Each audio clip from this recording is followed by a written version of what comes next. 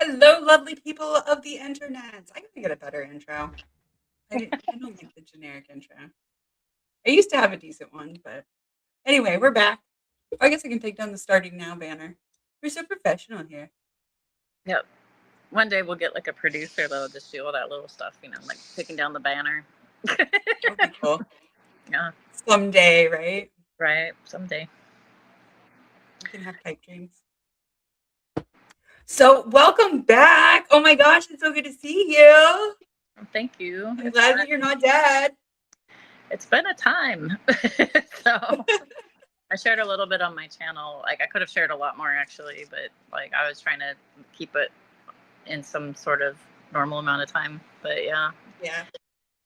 But Go watch it if you guys haven't seen that. But yeah, because she goes into it a little bit, like in depth, but not totally. I almost died. She almost died. Okay. Really though. Michael almost died. But I'm good now. We're good. I'm alive. Seize the day. You know, it was really funny. We talked about this before that from my perspective, there wasn't ever like a point where I was like worried that you were gonna die because you kept like updating me whenever it was like you would get to like a point where it was like no longer an emergency kind of thing. And it was just like, okay, like now we're waiting on tests. And so like I just kept getting updates. It was like, oh, okay, like, oh, that's serious. Oh wow, like that's really serious, but like I'm glad it's under control. Oh wow, that's really serious.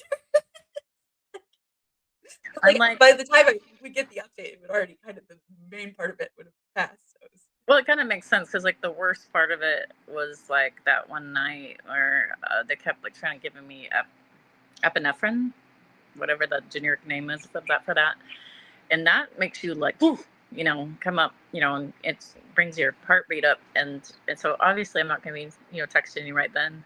So, right. My heart rate's at 0. You're in panic mode. Yeah. Like I'm kind of grateful for that because I would have been really worried about you, and like with you being so far away, it's not like I can just like go drive. You're like, lay hands. But no, yeah, I'm glad to be back. I'm still not quite normal, but a lot better. So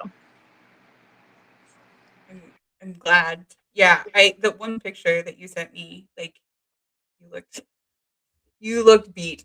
Not that you look bad or anything like that. You just look like somebody had beat you up. Is really what it looked like. I looked bad, and I looked like someone had beaten me.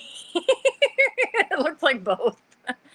And so apparently, when I'm really really sick, I always had like the raccoon eye thing, but like it gets really really bad when it's like that. So. Well, we're glad that you were on the mend. I'm like that Pete guy from Saturday Night Live with the permanent raccoon eyes. I don't know who that is. I haven't watched Saturday Night Live in so long. Oh, he's quite strange. He's quite strange. Sometimes that's nice though. I feel like I'm a bit strange myself. So yeah, it's been a few weeks. I do have. We've got some slides. We can. Oh wait, this isn't. I'm not starting on the right slide. I think were we at number 5 last time? I did color code these so that I would know. Here, this is where we were at last time. We can jump back into that if you want, or we can do more housekeeping stuff and chat for a little bit longer too if you want. You are muted though. I said we can do a little bit of housekeeping. Okay. I was trying to join the live chat is what I was trying to do, so I wanted to mute while I do that. So I'm on my phone, so there's no filter, so y'all get the full face. Yeah, same for me. I'm not on my phone, but I do not have the filter. I don't know if I can filter on here, but whatever. I gave up all that years ago. Don't sweep me out. What? Shh. We don't call out the lurkers. I see nothing. Don't see anything. Nothing here. So I don't know. I think it's just good to chat. Like it's kind of part of the reason why I didn't necessarily want to jump right into it because it's been so long. But you know, I don't want to call out lurkers in the chat. But if anybody has comments or stuff to bring up, I have been thinking about this is the thing that I've been thinking about doing is on Thursday nights, just doing a much more informal hang. Last week, I don't, I don't know if you watched last week. You weren't here when we were live, but Doubting Thomas was here, and he like really wanted to like come in and chat, and like I wasn't really set up for that, and like this format with like you and me isn't really like the best, I think, for like to have a guest, but I think that like if we did, and it could be like optional for you, where like I could do it by myself, like you absolutely are welcome, but like I wouldn't want you to feel obligated to like do a second stream with me during the week. And then that way like people could have a chance to, you know, chill out and talk about stuff and Yeah, like a hangout. I think people miss that sort of open hangout stuff. And I mean, part of it is that like bad players have kind of messed up those things a lot. So we have to have some ground yeah, rules, like and a level of that's sobriety or something, like. But yeah, I don't I mean sobriety, I don't know. As long like as a you're not certain fucking level. pissing people off. Yeah, a certain level. Yeah. Oh, is Sammy over there fucking streaming right now while I'm streaming? Asshole. Oh my gosh, Sammy. Dick. You should know this is scheduled every week, motherfucker. I know. Dang. Well, that's okay. Everybody's learning. You just got back kind of still, mostly. That's true. That's true. And he, I think, is just like streaming whatever he can. And he'll probably, oh, he started about 30 minutes ago. You jerk. I know it's kind Y'all of hard probably though. like Like, ahead of us. yeah, Go ahead. I know. I always try to dodge like my like. Sometimes I go, oh, I could go like live, and I'm like, oh, I don't want to go.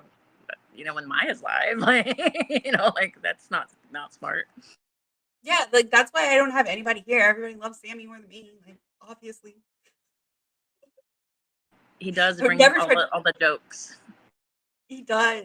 He does. I would never try to stream opposite Maya or Sammy or any of those awesome people. So yeah, I think people. I mean, especially during the pandemic, people kind of liked connection and stuff like that. But you just have to be careful that it doesn't become like an octagon or somebody's like so drunk that they're just irate and they're making everybody mad. Like Yeah. that kind of stuff. And that's, I don't, because I definitely don't want to like qualify it that like you have to be sober because like when am I fully sober? When is any of us really fully sober? I mean, for a lot of people, it's pretty rare, right? A lot of people who smoke nicotine are like hitting that shit all day long. I mean, that's why I said a level. Like, there's a level of like out of controlness where I'm like, okay, this is too much. Like, yeah. Like if you're passing out or something, like take them up. That wasn't like a slit of the throat. Sorry, it was like a drag them off stage kind of thing. I just realized what it looked like. I meant like in the olden days they used to have like a giant cane they'd bring out. But get them off stage. And that's just my experience with live streaming is like every so often we run into like a wild card where we're like, okay, but this is a little too much, Yeah. I think for me, I would probably make more my rules around like level of belligerence rather than, whatever substances you want to be on, as long as you can like have a coherent conversation and you're not pissing everybody off, whatever. Yeah. It's a line. Yeah. But yeah, I would like to be able to like open that dialogue for people to come and chat. So I think I'm going to try that this Thursday. And then we'll do like this on Tuesdays. And then I'll do that on Thursdays. And then Spackle might come. Spackle might not. Spackle might not even come. I'm doing my best. Yeah. Thursdays, it just kind of depends of getting back to work. And so like my energy level is going to be really weird right now. Yeah, I get you. I was just looking at my schedule, and that seems like that would be the best for me if we would like run long. When Yeah. so I'm back in school full time this semester, Yeah. and it's a I little used to bit do Friday hectic. nights or Thursday nights, and that usually, for whatever reason, both those nights there'd always be somebody like hanging around that are like, "Oh, I have a little time to spare." Cool. So yeah, that's what I'm thinking. Thursday nights, mostly just because it works for my schedule. But yeah, Yeah. if somebody can let Doubting Thomas know that he's welcome to that, and actually he's the person who inspired it. Otherwise, I'm sure he'll be around at some point, and I can tell him myself. But yeah, that's I all I've haven't got talked for to housekeeping. Doubting Thomas in some time. It's been a hot minute. Yeah, he's an interesting guy. He's a thoughtful person, and I appreciate that about people. Right now, I'm wrestling with my Powerade. Okay, I am wrestling with my cankles. Um, I have really, really swollen feet and ankles right now, but that's why if you see me like bending over like this, it's because I'm like trying to like put my feet up. Oh my It's really God. weird. Yeah. When I got out of the hospital, I got all this edema and it went all the way like up to my thigh and I couldn't like put my pants on. I was like asking my husband, like, can you help me? I can't put my pants on because I'm so swollen. I can't move. Oh, thank you. Thank you, Andrew. Yeah, it's edema fucking sucks. It's I have never had it so bad that I can't put my pants on. But No, I neither have have I. That's had the it first where time. like I got a little bit scared before. My doctor got a little bit scared. I was like, "Oh, then you need a prescription. You need to Well, get and you've prescription." been in school, right? So you're probably sitting more than usual. Yeah. Yeah. And it's like online schooling, so it's all just right here. Yeah. I just sit here all day. You got to remember to take breaks. And if you're anything like me, sometimes you get in the groove and you just like forget. And so you have to set like maybe an alarm or something. Be like at this time.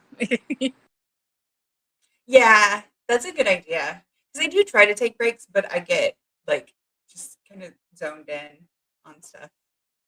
So yeah. Oh, Angela says she has lymphedema, and it's super not fun. Well, she says it's super fun, but I'm assuming I it's believe really, that really sarcasm. That's sarcasm. I'm just kidding. hush, Aunt Jer, we're not supposed to say anything. I don't know who we're supposed to say hi to. So hi, people. If you want to not be said hi to, hi. No, I mean, I think she was just teasing because she was. I think what she was saying is that she was not hanging out over at Sammy's. She was coming and hiding over here and lurking over here. Oh, I see. I see. But that's why I was like not bringing her up on the Well, because I don't thank want you people to for like go being scrolling through the. awesome.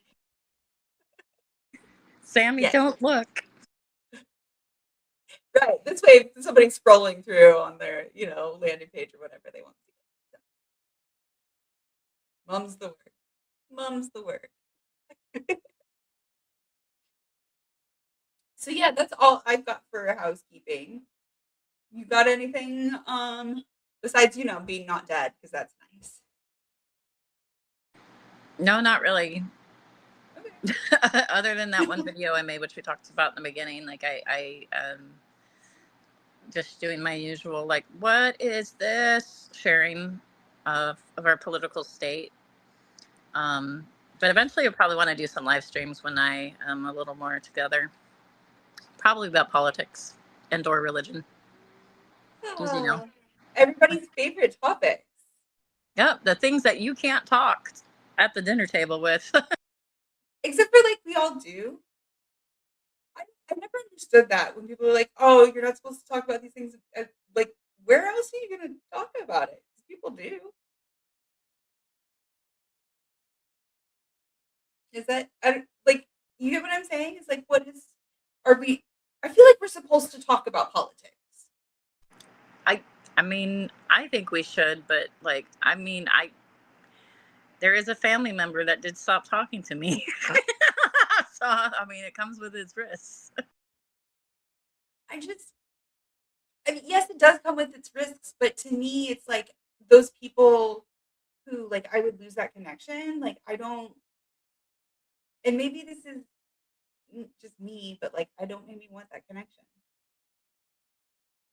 And I know that's like for some people, like family is like that's family. Um, Yeah. I have a little bit of a Paul McCartney symptom, like syndrome, where I'm like, we can work it out. We can work it out. And like, maybe sometimes we should just call it. yeah, yeah, I have the same. So okay, someone pointed this out to me the other day. I don't know if you know this. I'm taking some psychology courses as well, and that is a trait of people who suffer from narcissistic abuse when they are children. Because when we are like forming our little brains and how we work in the world, there was this person who was like maybe kind of horrible sometimes and like maybe kind of really mean and awful. But like also that was the person who like kissed our boo-boos and like took us in to bed and like was like there for us sometimes when we needed somebody to be there for us and nobody else was. And so we learned to like see the good in like even really evil people. Yeah, I call it projecting goodness. You project goodness onto somebody and go, well, they didn't really mean that. Well, they really truly deep down, well, they can't help it. And you sort of rationalize it, and then you kind of put the blame on yourself and the behavior modification on yourself, which is a survival technique as a kid. And also you tend to people please, usually that goes along with You it. internalize it. And Yep. then as an adult you go, these things that I have, which these are things that I struggle with, they're not serving me as well as they did when I was younger. That's a good thing to recognize. That's a good thing to recognize. Yes, Aunt Jer, it is in some ways like a fawning response. Yeah. It's similar to that. It's not so we don't do it in like that fight or flight state like we do with a fawning response, but it is like over time. And kind of similar to like how like what is it? PTSD is like from a single event, whereas like CPTSD is like prolonged. CPTSD.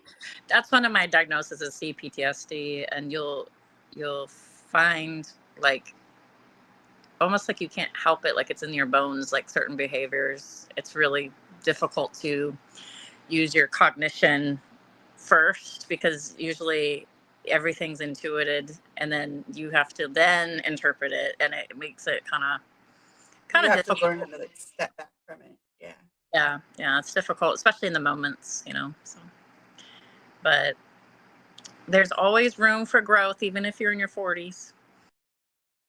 Yes, absolutely.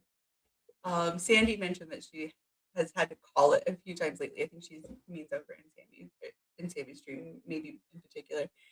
There, I've noticed that like there is this tendency with the group that we all kind of hang out with lately to be like really. Some people are very tolerant of like some very seemingly backward views to me, and it's like where did this kind of come from? Like I didn't It see you depends, being. because some of the people we hang out with are in the debate group, and so we will feign a tolerance in order to have the conversation, if that makes sense. Meaning that, I mean, I'm going to sound disgusting, but drag used to use the term "just the tip," which is not very cool. But you just don't go hardcore on people. So if you know you're talking to a fundamentalist Christian and you want to still have a long conversation with a fundamentalist Christian and try to have them think about some of their thoughts process, then you might want to use maybe the Socratic method instead of actually being adversarial. It just kind of depends on the personality of the person or whatever. I think it takes all kinds. However, there's some things that I'm not willing to have conversations with anymore. I have argued with race realists. I no longer want to have these conversations with race realists. I'm done. I'm done. In fact, Mowdy can do all the heavy lifting on that subject. He has taken, yeah, that, which, yeah, like Mowdy is a great. Send him to the other hood to like, yeah, Yeah. to Yeah. talk So to like him. Yeah, that's like an example of a really disgusting viewpoint that I've had conversations with, but then you also question yourself going, engaging with this person, does that give them some sort of validity? And so you have to kind of wrestle with, like, how far on the right do you want to argue? So I will skip the Nick Fuentes types, and I will probably argue with the James Dobson types instead. Yeah, I get what you're saying. Which James Dobson type is also intolerable, but not as bad. But in a different way. In a way that you can tolerate. Right. The point. Yeah. I guess I'm just like, there's one person in the community recently that I have noticed, like, making a lot of, like, they themselves making a lot of what I would consider like sexist remarks and bigoted remarks. And I'm like, what, like, where did this come from? Because I have been like kind of known this person for like years. I'm sorry about that. I'm just kidding. And I'm just like, it's definitely not you. And I'm just like, I don't know if this was here before and I didn't see it, or if this is, or you know what I mean? And I'm just like, but like, I don't know. I don't want to like call them out on live or anything like that. It's not. But it's just like, yeah. Again, if it's in the atheist circle, if it's in the debate circle, or if it's in the Christian versus non-Christian circle, the misogyny runs deep in all of them. Exactly. And it's in all three of those. Yeah. And that's, but I was just like saying, in reference to like what Sandy was saying about like having to call it a few times, is like, I've kind of been there with this person lately. And like, I've never been there before, but like the last couple of months, I've just been like, wow, I can't believe that, like, Aunt Jer said, have I heard of the I Hate Dobson podcast? No, I haven't, but I feel comforted when he died. I know that sounds really weird. Let me finish my sentence, because that's going to sound like I'm a Kirk person here. I feel comforted when he passed away that so many people were said that they were affected the same way by what he taught that I was affected with. My mom was a huge fan of Dobson, like huge fan. Like I can hear his voice on the radio right now, and I feel like he encouraged some very destructive parenting habits, and he was normalized and raised up as some sort of psychologist for the Christian family. And corporal punishment was very key to his, like, he believed that you have to break a child, like we're some sort of horse or something. Like you have to break your child's will. So yeah, he's great. Perfect. No, I haven't read that, or watched, or I haven't listened to that podcast, but it's probably up my alley. It sounds like it. It sounds like something that I should maybe check out when I have time. Doubting Thomas. Yeah, we were just talking about you. Okay, not just a little while ago, but like, I'm glad you're here. So you were talking last week, you wanted to come in and chat, and I wasn't set up for that. And I was like, this format that like Spackle and I do maybe isn't really set up for that at all. But what I've decided to do, because you like got some wheels rolling in my brain, and what I'm going to do is on Thursdays I'm going to open it up to like more of like an open hang, and it's just going to be me. Spackle might be there, might not, but I'm going to be the one basically facilitating the whole thing, and I'm just going to basically mediate and chat with people. And like, obviously I do have my opinions and I'm going to defend my opinions, but I do want it to be like an open forum where I'm, discussing with people who have differing opinions as well, as long as everybody is all, polite and copacetic. Yeah. So it's good to see you. I'm glad you're here. And if you're around on Thursday, not that you don't feel obligated to come, but just know that you're the one who inspired them. Yeah, around the same time. So, ooh, this is about that podcast. The second one, a queer sex therapist who grew up fundy with Dobson's materials forced upon them. Oh my gosh. Yeah, that sounds like. I mean, we could do a hangout talking about James Dobson. I bet Ben has some experience with James Dobson.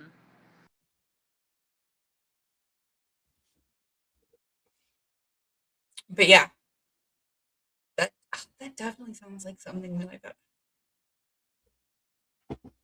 But you know what? I'm sorry, I can't sign up to do another. I would like to hang out and talk about Dobson, but I I know do there's have so to many draw a things. line. I have to draw a line. There's so many things. The world's on fire, and yeah. Yes, it does kind of feel like that. It does kind of feel like right around the time where I like decided that I'm gonna stay in America, like America, like it's on fire. It's like, okay, well, I guess I'm gonna stay here for. I gotta read this comment. And Jared says they played an audio clip of Dobson talking about the LGBTQ issues. He said LGBT, B is for bisexual. That's orgies. Tell me this guy's not a pervert, or like seriously. And I cannot tell you how often I've heard this. Like B is for bisexual. That means they're spreading disease to your heterosexuals. Like, or B is for bisexual. They're just greedy. Like, oh, I know all the talking points on the B. Here's the interesting thing for me, anyway. The one time I have ever had a threesome, it was not bisexual. I have no idea what you just said. It was not bisexual. It was what? very homosexual. Oh, it was. Oh, okay. Extremely homosexual. Well, heavens to Betsy. That does sound like it would be fun to have. I was gonna say a t-shirt. I'm more of like a tote bag kind of person. I would have to have it on a tote bag because sometimes you just don't want, you know. I mean, I am wearing a t-shirt that says feral right now, but Spackles is better. Democracy, not dictatorship. Yeah, democracy, not dictatorship, but it wants to blend it. Yeah, but it's better than my shirt. Oh no, no, all shirts are valid. No. I'm saying yours is objectively better. It's a Bernie shirt. Don't argue with me. Oh God, Feel the burn. These glasses are so scratched up that they always look like they're dirty, even when I clean them. I just saw myself in the. I'm gonna use that in the title of one of my videos. LGBT, B is for bisexual. That's orgies. You know, people will click on it. It's orgies. See, immediately they look cleaner for no reason. Oh no, they're a little tilty, huh? Because I'm using my phone, I have my glasses off because I'm at that age now where it's like far-sighted, nearsighted, far-sighted, nearsighted. Tell me about it. Oh, I forgot about like the other. Should we announce what we're doing this summer to the channel? Because I'm really excited about it.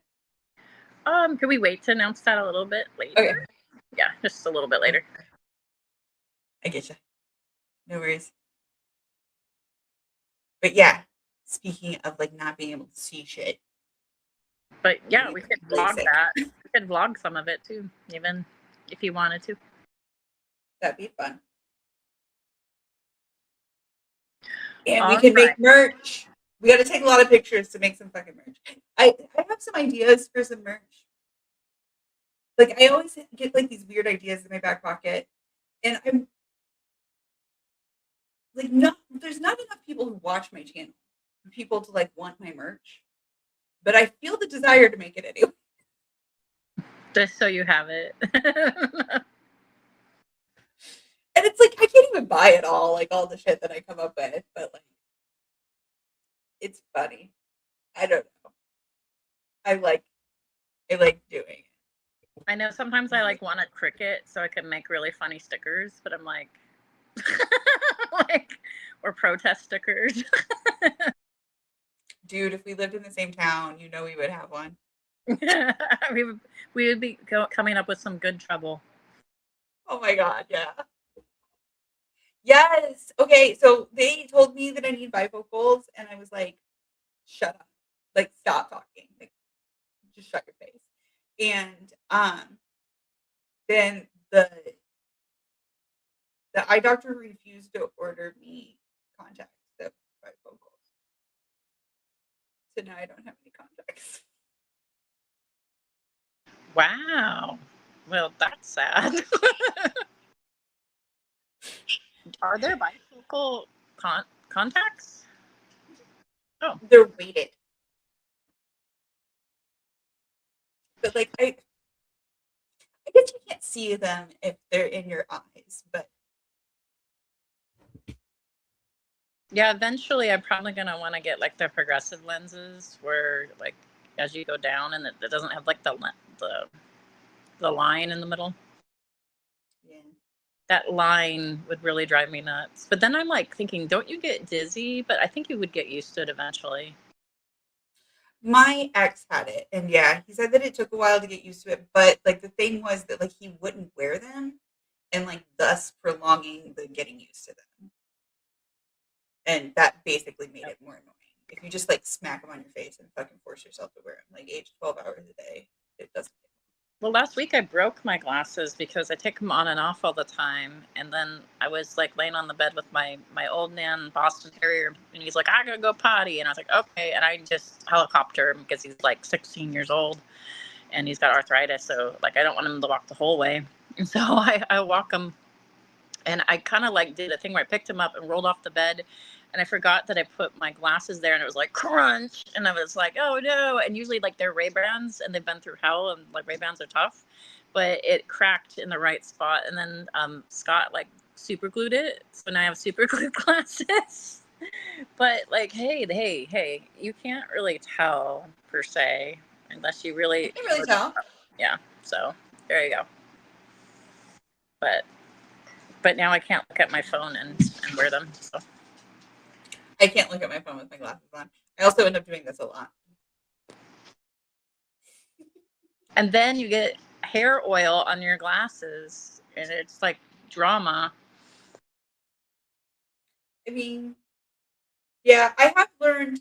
So having the big ones, right? Because I've got big glasses, and then there's like this place where I tuck them in, where it's like between the bun and so like it's resting on the bun and the head, and it's not touching my hair sponge.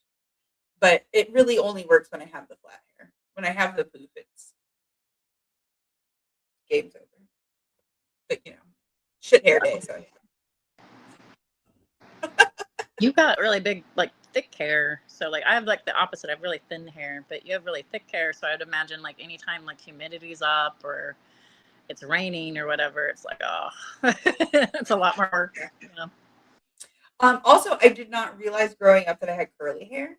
It wasn't until I was an adult that I realized that, and so like I never like developed like any type of curly hair care. Oh, we got more subtle curly hair. It's not like curl, like tight curls. When it's down, you'll see. Yeah, it's more like wavy. Yeah, I forget. There's like the code for whatever the curl pattern is. But yeah, also when it's shorter, it curls up more when it's shorter. But it is. I mean, I'm like obviously the sides are changed. But like this part I had to like plaster down, but like I'm calicky where I'll get like a calic that sticks here, and then I'll get another one over here, and then I'll get another one on the back of my neck on the nape, and it's like holy crap. And so like left to their own devices, I look like a mad scientist if I don't like tame it down. mine's, like I said, it's kind of bad today. But I just took a bath, and I didn't want to take a full on shower. I didn't want to. So I have like several clips, and like even just to keep it, because see,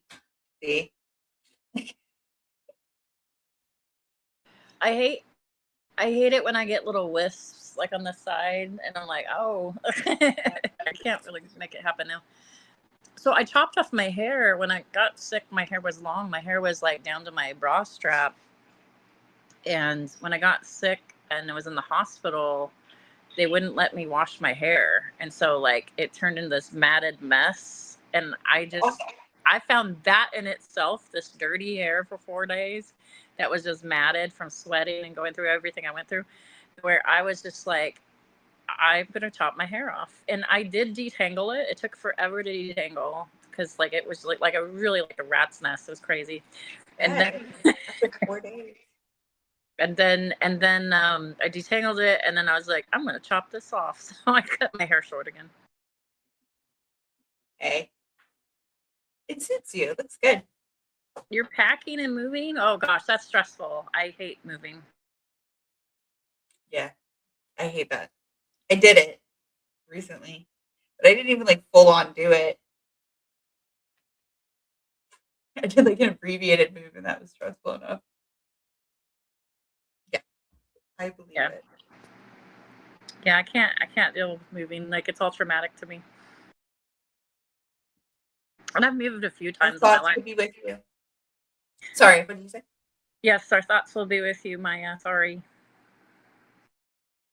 I didn't hear what you said, but maybe you were talking to me. Oh no, it's okay. It's fine. So anyway, are we going? Where are we taking? So, are you talking about the stream? Where are we taking the stream? Yeah. So I've still got orange papers. Right. If you want to talk about orange papers. Yeah, we can. Okay. I mean, we have gotten like way off topic, but I don't care. It's your first stream back in a while. I'm fine with getting off topic and meandering.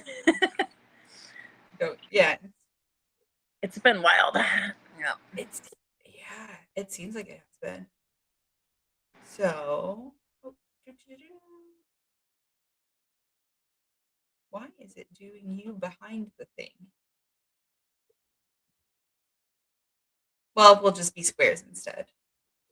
And I guess I need to change. We're so professional around here.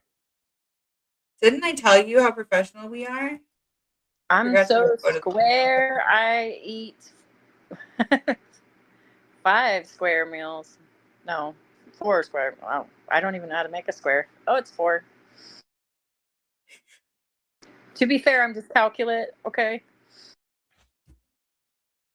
That's fair. To be fair, it is like the end of the day today, and I had like 3 assignments that were due today, and it's been a long week. It's been a long couple weeks. It's been a long couple months. Yay! It's February. Woohoo! Yay! So yeah, orange papers. These aren't orange, but the guy who wrote this is called Orange. Should I do like a quick overview of the orange papers again? Yeah, previously, and I just a little explanation. So, you guys are familiar with 12 steps, right? 12 steps. We work the 12 steps when we think that we have shit going on in our lives that we're addicted to or whatever. And we turn to the 12 steps. A lot of us are forced to turn to the 12 steps. Here are some forms of the 12 steps. The orange papers. So there's this guy, Orange, who wrote this shit that he posted online. And I do have the link in the description. Basically, I'm going to use he, him pronouns just because it's like default for me, so forgive me. But this person, like, they were obviously in the 12 steps at some point. Hang on.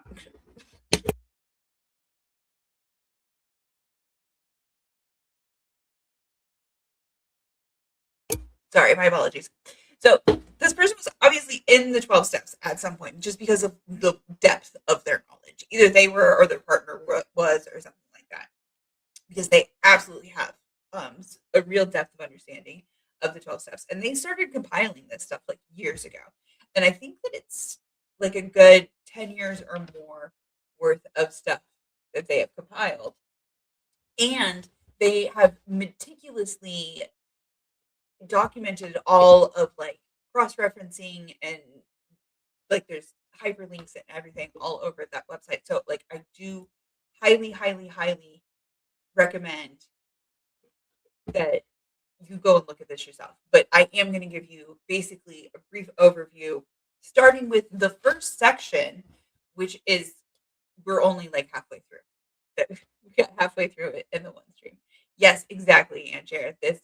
This month has been a year long. It has been a long year. Yeah, it's been one of those. That's accurate. And so some things that we covered last month, it was in January at some point that we covered it. But number one, the 12 steps do not work as a program of recovery from drug or alcohol programs. It just doesn't work. Like it's less than 5%, and that's the same amount of people that will just quit on their own. Number two, 5% is not good. It's actually less than 5%. That's so this I thought was really interesting. So statistically speaking, and I'm pretty sure I remember this number right. And again, you can go back and check the website because he hyperlinks it and cross references it. But of like by their own numbers, and this is like by their own numbers, so like they could absolutely be like overinflating this, and they probably are, because there's probably a very good chance that people are either reporting their sobriety when they're not necessarily sober because they're doing it for whatever, for a partner or for court or blah blah blah blah. Or there are chapters that are like buying more coins than they're actually handing out. It's just based on like how many coins that they're. Oh, they're just counting the coins? Oh man. Yeah, they're comparing, okay, this is how many people, like you say, that you're showing up to your meetings, and here's how many coins you're buying. And this is when they like balance the statistics for every 1,000 people, in those rooms, been sitting in those rooms for 20 years. Guess how many of them have 20 years of sobriety? 2.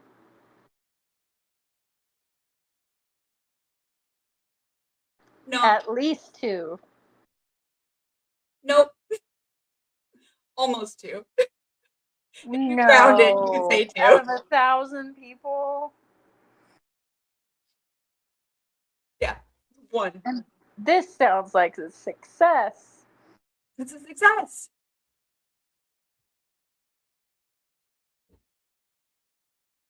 In a year, they'll be, 5 out of 100. They'll be able to stay sober for a year. And there are people who do it, but they are not the majority, unfortunately. So yeah, that's number one. Number two, drug and alcohol addicts are not incurable. Or drug and alcohol addictions are not incurable progressive diseases that usually end in death. And this is a big one for me that kind of loops back on itself, and you'll understand how like these are kind of all connected, because I've tried to narrow it down to like the one thing that pisses me off about this shit, and I think that it is like one loop of connected things, and this is one of them. I agree that a lot of actual addiction, not dabbling in drugs or alcohol, but actual hardcore addiction, it can end in death. Like it's definitely been the case, with a loved one of mine. But the way that they frame it is, if you don't do this our way, you're going to die, which is jails, institutions of death. Those are our what are your only other choices? options. We literally chant that at NA meetings. And I know like those of you who have been here every week have heard me say that over and over again, but like this, it's so important. It's so important that people like understand this is how serious. this is how serious I am about this, because this is how serious this is. It's not just like some group of people who are like getting together and drinking coffee in the church basement once a week and having their little meeting. It's a fucking cult. And they tell us that if we leave without following these steps, if we don't work this program and we walk out those doors, the only other options are jails, institutions, and death. What kind of institutions? Well, that's what I'm saying. Like, I ended up in institutions already. Like, I'm just curious. I guess now I'm in an institution of higher learning. So yeah, maybe I did want to go into some institutions. But here's the thing, you don't ever think about it that far. Not in those rooms. You're not allowed to. You only think along these lines. Here's what you're allowed to think. I really truly think that more? Okay.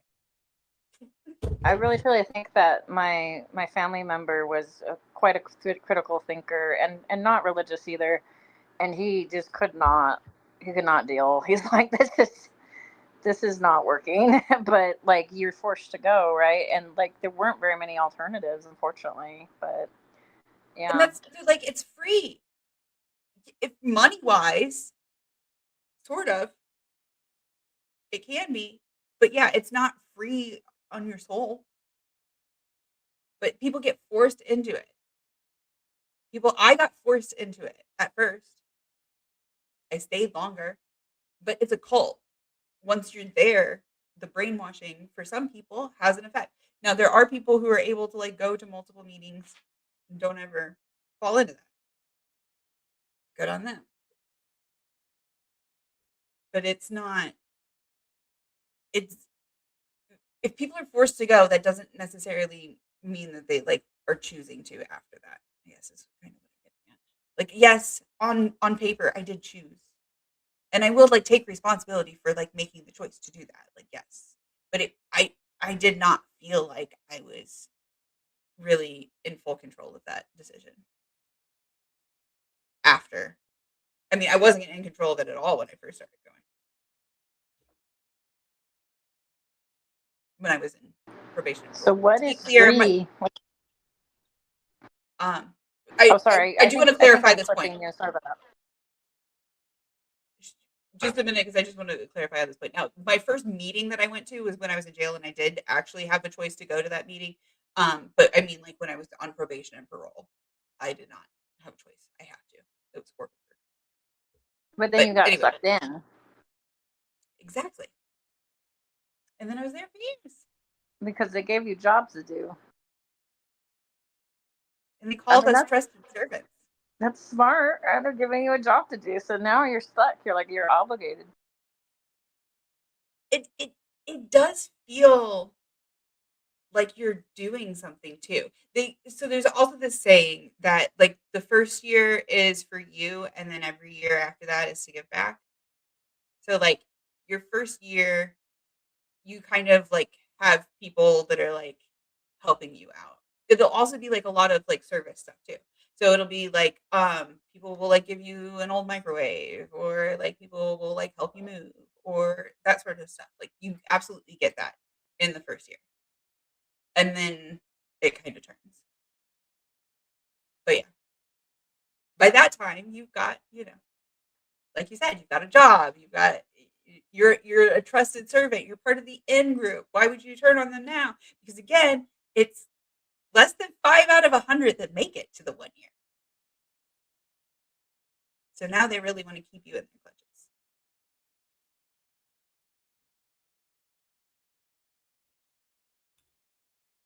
Alcoholics Anonymous isn't just about quitting drinking.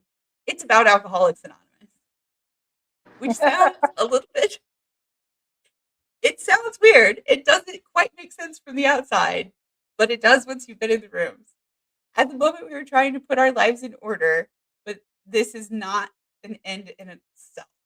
Our real purpose is to fit ourselves to be the maximum service to God. That's a quote from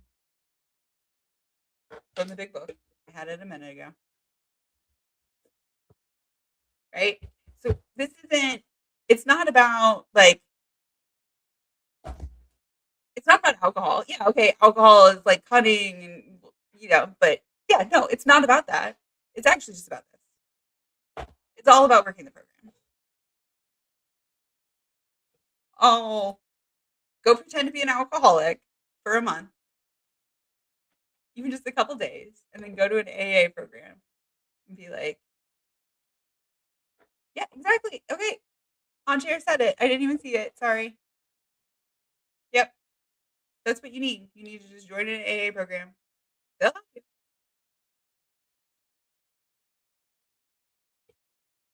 But yeah. I mean, you see this in a lot of structures where it becomes about the group, sort of like maintaining it and keeping it forward. The video that I was reacting to, not last week, but the 2 prior weeks, sobriety bestie, can't remember if it's Kristen or Kirsten, but she sorry, I got distracted with what I was saying. Anyway, it must not have been that important. I'm like a human Dory, so it's okay. Yeah, sorry, there's things that happened. Yeah. Okay. Nothing to see here. Moving on. Everything's fine. What were we talking about? About how it's about them as a group and keeping their institution Oh, intact. yeah. And I was thinking about the sobriety bestie. Yeah, she was saying like people ask her what religion it is because like you say like it says that it's not a religious organization, but it is a religious organization. And people are like, well, what denomination is it? It's AA. Like that's what it is. It's the 12 steps. Like that's the religion.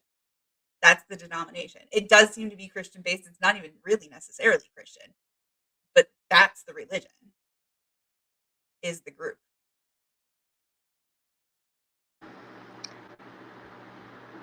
I mean, it was invented by like a monk, I think, right? It was a pastor. What was it? I wrote down the name of the church because it was not one that I was actually expecting. And I remember I told Aunt Jer, if she's still here, she might remember. But it was some like weird obscure church that this guy actually wrote the 12 steps for basically a program to like bring himself closer to God, to like get rid of his whatever his vices were and the vices of the congregation. And this was a religious program that they had. And Bill Wilson saw the program, heard the program, thought it was great, took the program, renamed the program, called it the 12 steps, applied it just to alcoholism, and then realized that he also wanted people who were like maybe not religiously affiliated with him in the same way to like also get on board, and then sort of like made it less religiosity and like dialed it back, and then like got people to like write all different parts of the big book. He wrote, now this is interesting, there's a chapter that's called Two Wives, and in the first part of it it's like written as it's like supposed to be that it's like, oh, us wives are like telling you what it's like from like the perspective of a wife. But according to like people after Bill died, Bill wrote that himself. Like he asked his wife to do it and then like didn't trust her to do it, and so like took over and like wrote it himself and like just like Let me speak for the wives. so, yeah. Interesting feller. I'll just say that. Number 4, Alcoholics Anonymous meetings are not safe havens where newcomers will find unconditional love and acceptance, expert advice on recovery, and wise self-sacrificing helpers. Yeah, no, it's not. It's just a bunch of alcoholics. They sexually exploit newcomers. They basically just take advantage of people for their kindness, and yeah, it's a bunch of drunks. What do you think a bunch of drunks are gonna do when you get them together and give them like a power Well, the other dynamic? thing is like with true addiction, not just like, oh, you had a couple of joints and ended up here. like with true addiction, it is always hand in hand with lying. Always. Yeah. So like that's fun. Yeah. And it's not that is innate within them. It's that it's a habit that they have built up over the years.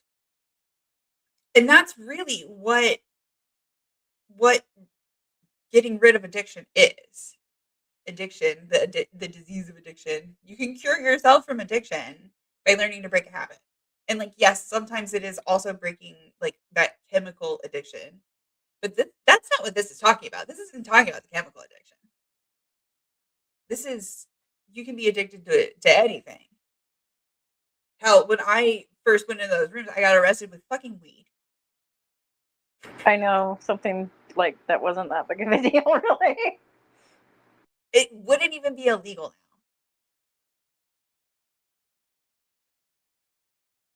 now. But oh yeah, I'm an addict. They're not talking about physical addiction. They're not talking about chemical addiction. It's bullshit. Number 5, going to AA meetings and doing the 12 steps for a few years does not necessarily make people into wise, knowledgeable alcoholism recovery counselors suitable to be sponsors and advise others and supervise the newcomers. So fucking true. It just makes them somebody who's worked the steps. Some of the dumbest people I've ever spoken to, and trust me, I've been in church for years, have been from AA and Al-Anon, where I'm like, are you kidding me? You're telling people this. So I don't know. I'm really salty about it all. Like, yeah, I met my family member's sponsor, and he was dumb as rocks, and like had really stupid advice, But he's supposed to be the expert because he has worked the steps before. Yeah. I don't know. Like, it just drives me nuts. They really need more licensed professionals, like, to do this sort of stuff, not randos. And it is randos. Except for they're not randos. They're just other drunks and other drug addicts. And I mean that in like the colloquial term, like drunk. That is how I mean drug addict. Like And like, just like in church, there's the struggle with like a lot of church like leaders is some of them are narcissists, you know? And that's going to be the case in AA too, and then that's tricky as well. yeah, there's going to be a lot of them. Because again, what goes hand in hand with alcoholism and drug addiction? Lying, being deceitful, and being Self-centeredness, yeah. Yep. And attention getting, like it would feel good to get attention for your achievements, right? Yeah, absolutely. Everybody gives you a good clap. And that's also like one of the weird things about like if you go long enough in the 12 steps is that like you see people who have like fucked up a lot that are like very frequently getting like praise because like they're getting their 30 days every other month, right? Like it's like and everybody's always cheering for them, like cheering them on, like always there to like help them out. It's just like, okay, but like it's this weird sort of catch 22. It's an interesting program. And there's the kind of addicts that are kind of interesting. There's some that are still harming themselves and their families or whatever, but they somehow can hold a job and binge drink like crazy on their days off. And that's an interesting thing too as well. And so their addiction looks a little different than somebody that's just completely alcohol dependent. So it's more of an emotional thing, I would think, in that case. But because alcohol dependency would be more like throughout the week. Well, and even that, like my ex was like would drink every single night, like to the point of being fucking drunk every single night. but would still get up and go to work every day. We call that a functional alcoholic. Yep. Like that's just because like they're like doing the shit doesn't mean that they're with it. You know, Go ahead. Sorry. I was just saying they're not somebody you necessarily want to emulate. But what were you gonna say? I was gonna say what it kind of reminds me of is like when you're in church and somebody goes, "Before I met Jesus, I had 10 abortions. Before I met Jesus, I almost murdered my sister. Before I met Jesus, I was in a gang and we shot a cashier. And I was looking at jail time, and by the blood of Jesus, I was saved. And now all my sins are cast away." And they'll have like some like really wild story like that. And you're like, wow, like they've really That sounds changed. wild. But yes, it's very much like that. I've never seen that in church. But yes, that sounds wild. Oh, I have seen things like that in church where I'm like, holy cow. Like, are you just enjoying all your lists of quote unquote sins? Because like they're going through like, and they're saying like shocking things. That's why I started with abortion, because you know a lot of evangelicals are like, and it's like not just one, but like That shock is how these value meetings one. are. What's that? That is how these meetings are. That like Yeah. people will get up and be like, "Oh, before I was here, before I was in these rooms." That's the phrase that we use in these rooms. Yep. Testify. Before I worked the steps, surrender myself. Yep. To write a testimony in the religious sense, you go before Jesus, after Jesus. And I said, I've known Jesus my entire life. like, I don't have a before Jesus. I better go live some life here so I can get a before Jesus story. Yeah. What did you? Yeah. What do you get to tell about? How do you get to? So I wondered that about in so you know my one ex is was raised Mormon, and they would make them like write in like the Book of Mormon. I don't know if you've ever seen this. If you've ever like gotten a Book of Mormon or like seen one at like a hotel, like a lot of times they will have like this part of it will be um like they call it like a testimony where they're like saying how like they know that like this word is true, like that these words of Joseph Smith, and like how like Joseph Smith is like the true prophet. Like this is how they know that personally, and they will write that in the book. Yeah. Yeah. I mean, in the Protestant version of that, like we're evangelical, you know, there's those are two different terms, but Protestant's the broader umbrella. Evangelicals, a lot of the squeaky wheels you see, like Baptists and Pentecostals. But yeah, they really do love those. I was in jail for 5 years and I cut somebody and like I was never caught for it. And you know, like you're just like, what? I didn't know if that guy on the side of the road lived or died. I'm like, what? What are we doing here? There, yes, absolutely. There have been multiple times in meetings where I have been like, I like that, like this is called like such and such anonymous, but like there's no like confidentiality slip that we sign at the door, right? Yeah, I ain't a Catholic priest. What are you talking about? Why are you like? But yeah, like people would like confess shit where it was like seriously, like you need to be telling this to a priest or a police officer because what the fuck?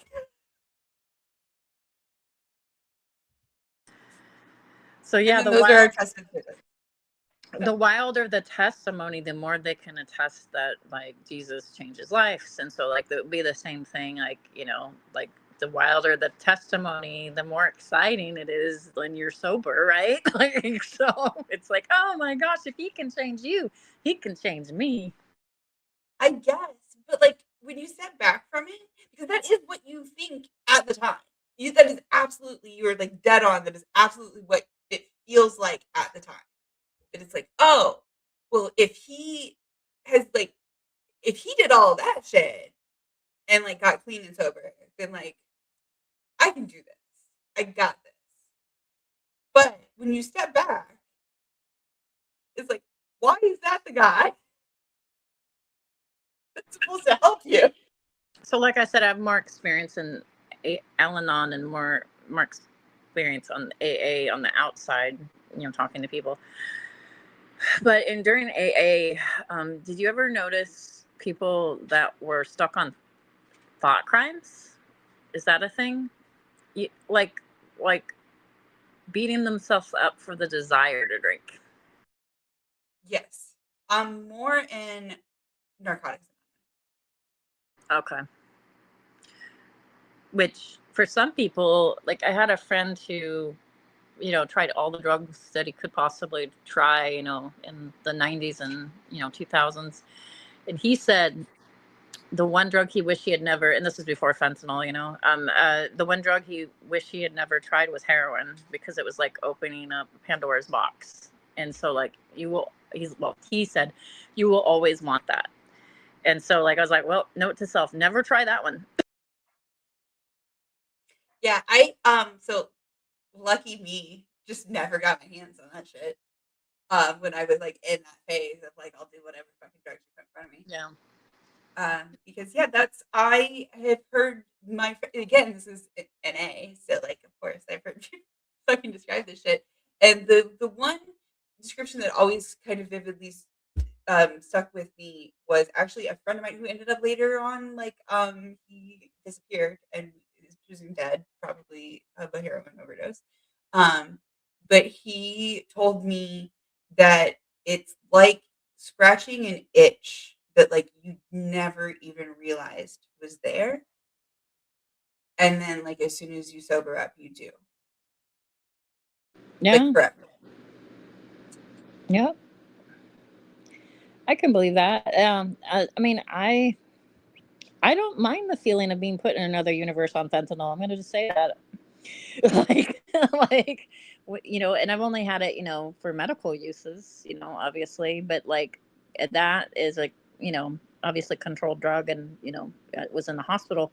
But I can understand how that's appealing, because you go into euphoria and you feel good, and like it's bliss. You're suddenly in bliss out of the blue when you were like feeling terrible a second ago.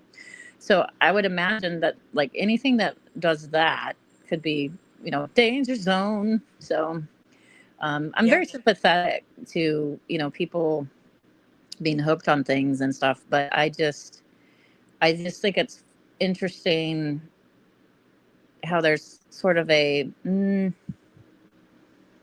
just such a similarity between church and AA in the sense of like the testimonies and things like that. It just kind of reminds me of that, or accountability groups. Go tell your sin to your accountability partner, kind of thing. I'm okay with accountability partners. You know this. You were my accountability partner when I quit nicotine. Like, Yeah. I'm okay with a lot of that shit. I'm not okay with it, like, when it's, like, used to, like, you're going to hold this over somebody later on and you're going to, like, keep, you know what I mean? Like, the reason why I asked you to be my accountability partner when I quit nicotine was because I knew that you were a person who was not going to do that. The only care that you had about me quitting nicotine was that I wanted to quit nicotine and you wanted me to be healthy. Like that was like the only care that you had about it. Like, yeah, I just don't want you to get lung cancer or something, yeah, like that's, but like you were never gonna like hold it over my head. You were never gonna like, like there was No, I think the fear is when it's with strangers, and I think there's some sort of relief when you confess something to a friend that is trusted or whatever, and hopefully it's nothing like murder, but but you there's something. It's generally healthy because it gets out in the open and you can talk about it and move on usually. But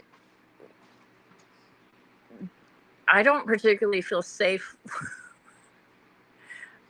I didn't feel particularly safe talking very interpersonally with the Al-Anon people at all. And if I was in AA, the same thing, I'm sure, I wouldn't want to get really personal with some rando. I almost almost feel like it would probably be like more so, probably is more so in AA or NA, because all you're consciously aware of the fact that all these people around you are addicts. But yeah, I do think that there is something about like the anonymity aspect of it, like being able to like, sort of like confess your sins to someone who is anonymous. I think there's I mean, like, that's why, like, Whisper was a thing for so long, right? Like, people that's why Reddit is still a thing. That's why Amazon fucking Post review secret. replies had to get shut down, right? Post secret. When people say Do shit you in the remember the dark. post? Do you remember the post secret trend years and years ago? It was like maybe 15 years ago. No, I People don't. would send a postcard of their secrets. Some of them were quite dark. Um, to post secret, and then they'd make a video of it. Oh, like on like an actual postcard, like that's. I mean, yeah, Yeah. that kind of shit. Yeah, that like people feel the need to like fucking confess that shit and like get it off their chest. I get that. But when it is these people who like do have ties in the community to you and do have some sort of power and sway over you and your family and your, not necessarily your family, but like you and your community. Okay. Um, there's that it gets power grabby. It gets abusive. And I don't like it. It's bad. It hurts people.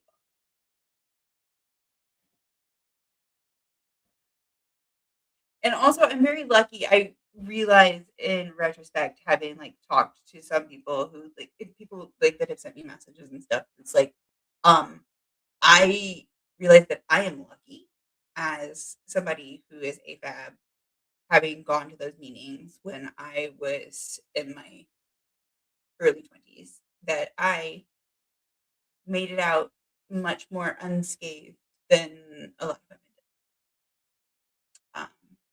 And I think that's pretty gross and disgusting.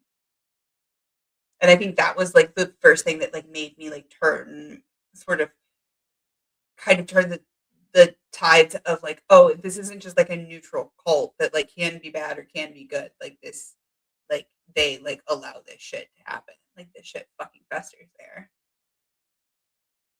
And Yeah, the fresh meat thing, for instance, that's a pretty serious problem in a counseling, sort of pseudo counseling. I'll say that situation. I'll say pseudo counseling. yeah, because it's not counseling. It's not somebody who's qualified. It's just sort of consoling. I put Really. it on the same par as Christian counseling in the sense that, like, Christian counseling is not psychology and should never replace it. But if you wanted to go to a pastor to talk or have advice, just remember that they're not, a psychologist or psychiatrist, But generally, even a pastor, at least you generally know them, you know. Yeah, I don't it's know. kind of like a life coach type deal where it's like there's no formal type of like qualifications or anything.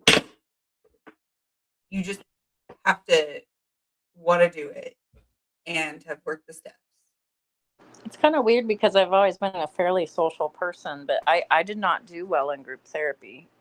Like, it was anxiety inducing for me, and I felt unsafe around certain people, and I think AA would induce that same anxiety.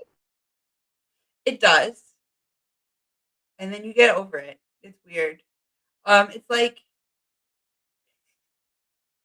the first thing that came to mind is when I also when I was again I had my 20th birthday. I was institutionalized, shall we say?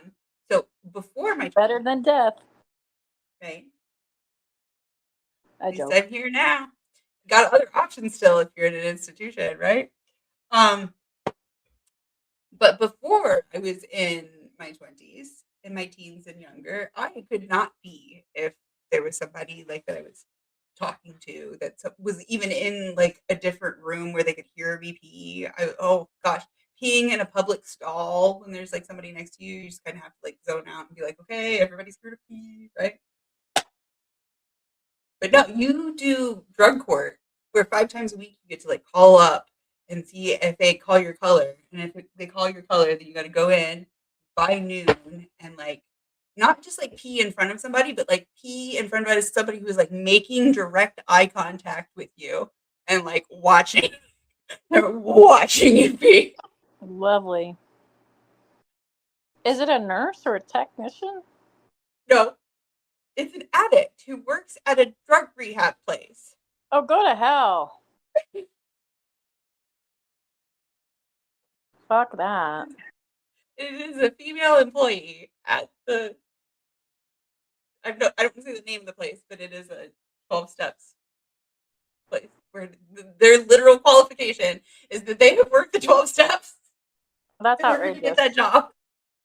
It turns out there's probably some predator or something. Maybe.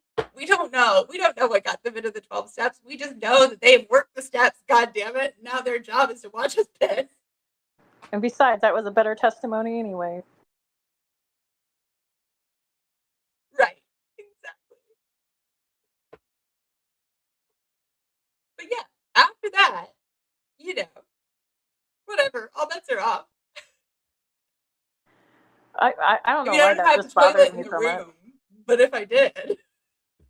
It's just like if it's a nurse or whatever and they're down in your grill or whatever, like, well, that sounds really worse than if it's a nurse and you're having to do something like that you wouldn't even particularly want to be doing in front of your friend or whatever, like it's one thing. But if it's some rando that's like, I did the 12 steps, then like that's just outrageous. In retrospect, it is outrageous. And JR, I wish I had thought of this. Oh my god, that's great. That's so great. Yeah. Good times were had by all. Being in the Anyway, hospital for days, I lost a lot of my dignity, like a lot of it. And I was like, oh my gosh. And I was like, I just have this thing against male nurses being like involved when it's like more interpersonal. Hey, I need help going to the bathroom or something, like it's just kind of like, yeah. that's fair. But I hated all that, of course. But like I keep telling myself, well, nurses see it all the time. They do everything all the time, blah, blah, blah. But if you're like some rando and like maybe you're like, I mean, I guess you see people peeing all the time, but no, I don't know why. It just bothers me more. There's less accountability, maybe. I think that's maybe some of it, less training on it. Do you need training to watch somebody piss? Yes, you do. Okay. I don't know what it would be. I was gonna say something, and then when I went to unmute it, you said they need training, and I was like, do they need training? I just, I don't know. It bothers me the same way, like when they're like, okay, there might be a trans athlete somewhere, so now we're gonna get a little group going together that's gonna inspect them, and it's like you're teaching girls at a young age that your body is gonna be inspected by some rando, and then they're like, a doctor's note won't suffice. You guys are perverts. Like, what the hell? That it's just outrageous. I mean, I had heard of this. Yeah, I've heard of this concept in. If there are people who are actually doing that, fuck those people. Like, oh my god. But yes, it is. I wouldn't say it's like quite that bad. I mean, maybe. One, we're adults. We were all adults. Two, like we usually we had to have pled guilty to a crime to have been there, sort of. We had to like enter a weird legal loophole where we told people that we did a crime, including a judge, to get there. So I feel like it's a little bit different.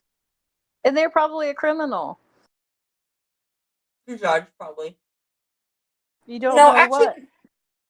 In retrospect, I think that the judge maybe was like the one person who didn't know. I don't know. I don't know.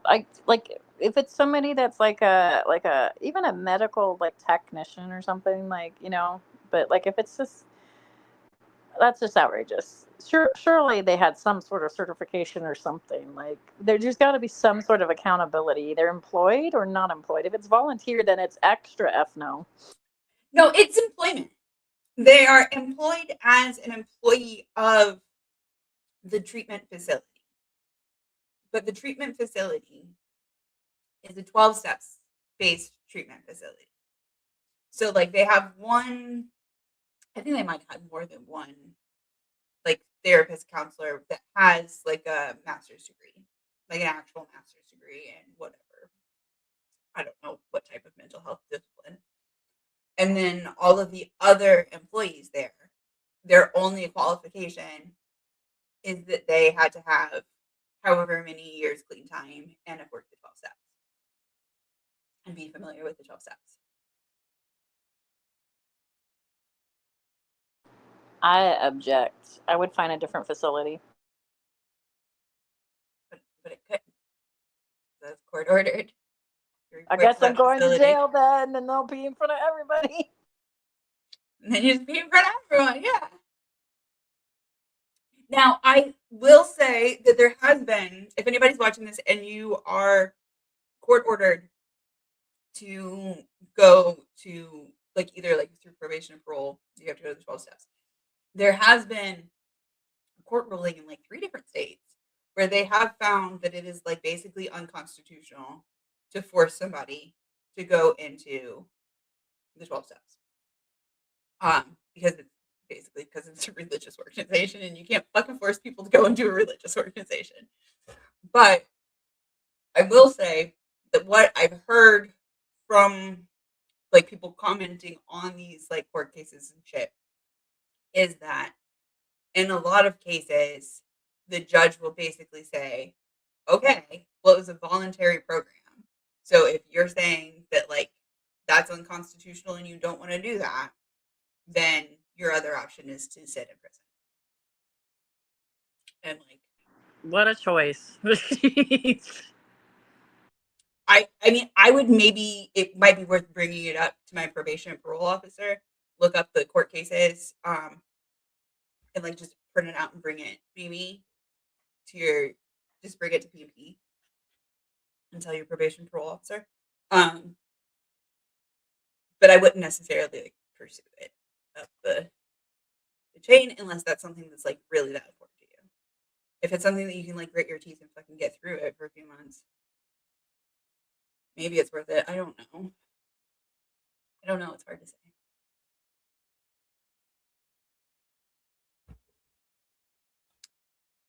Andrea said, I spent 3.5 months in a skilled nursing facility having people help me in the bathroom. Yeah, it's that sounds not fun. I think I would still probably have issues having people help me in the bathroom. Like staring at me, whatever. I mean, I shared with you. I don't want to get in details, but like I did share with you, like, well, maybe everybody needs to experience this because it is a very humbling experience. I'll tell you that. Yeah. My dad had a lot of problems with it. That I remember just him, like he had like a whole like thing that he would, even with like number one, that he would just be like, yeah. Yeah, because at a certain point I was incapacitated and I was like, this really sucks. But the great thing is like nurses were fast and they're like efficient and like it is no big deal and it's like, oh, okay. But like a rando, that is went through the 12 steps, I feel different about. Okay, but that is shit that you need fucking training for. Watching. Yes. Do you need training for that? You definitely need training for like officially. Not if it was like yourself. Obviously, people don't need like. Well, you do.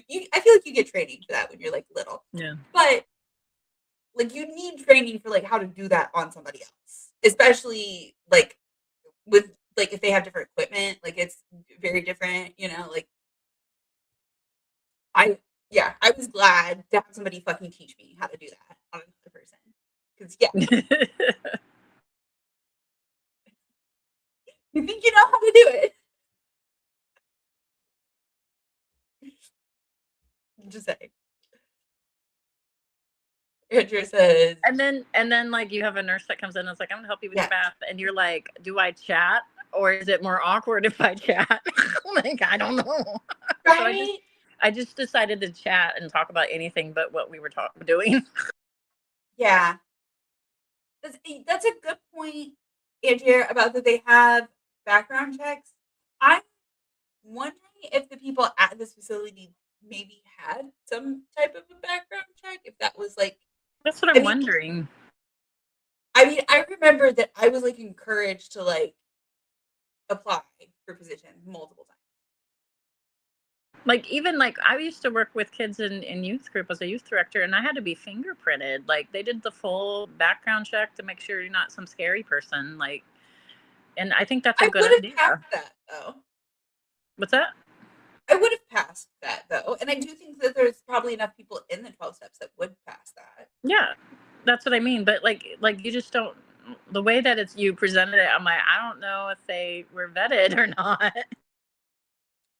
You know, I don't know either, but like looking back on it, like I feel like they might have been. Well, if they weren't vetted now, then I bet you they have to now. Probably. Yeah, it's been a long time. It's been 10 years. No, longer than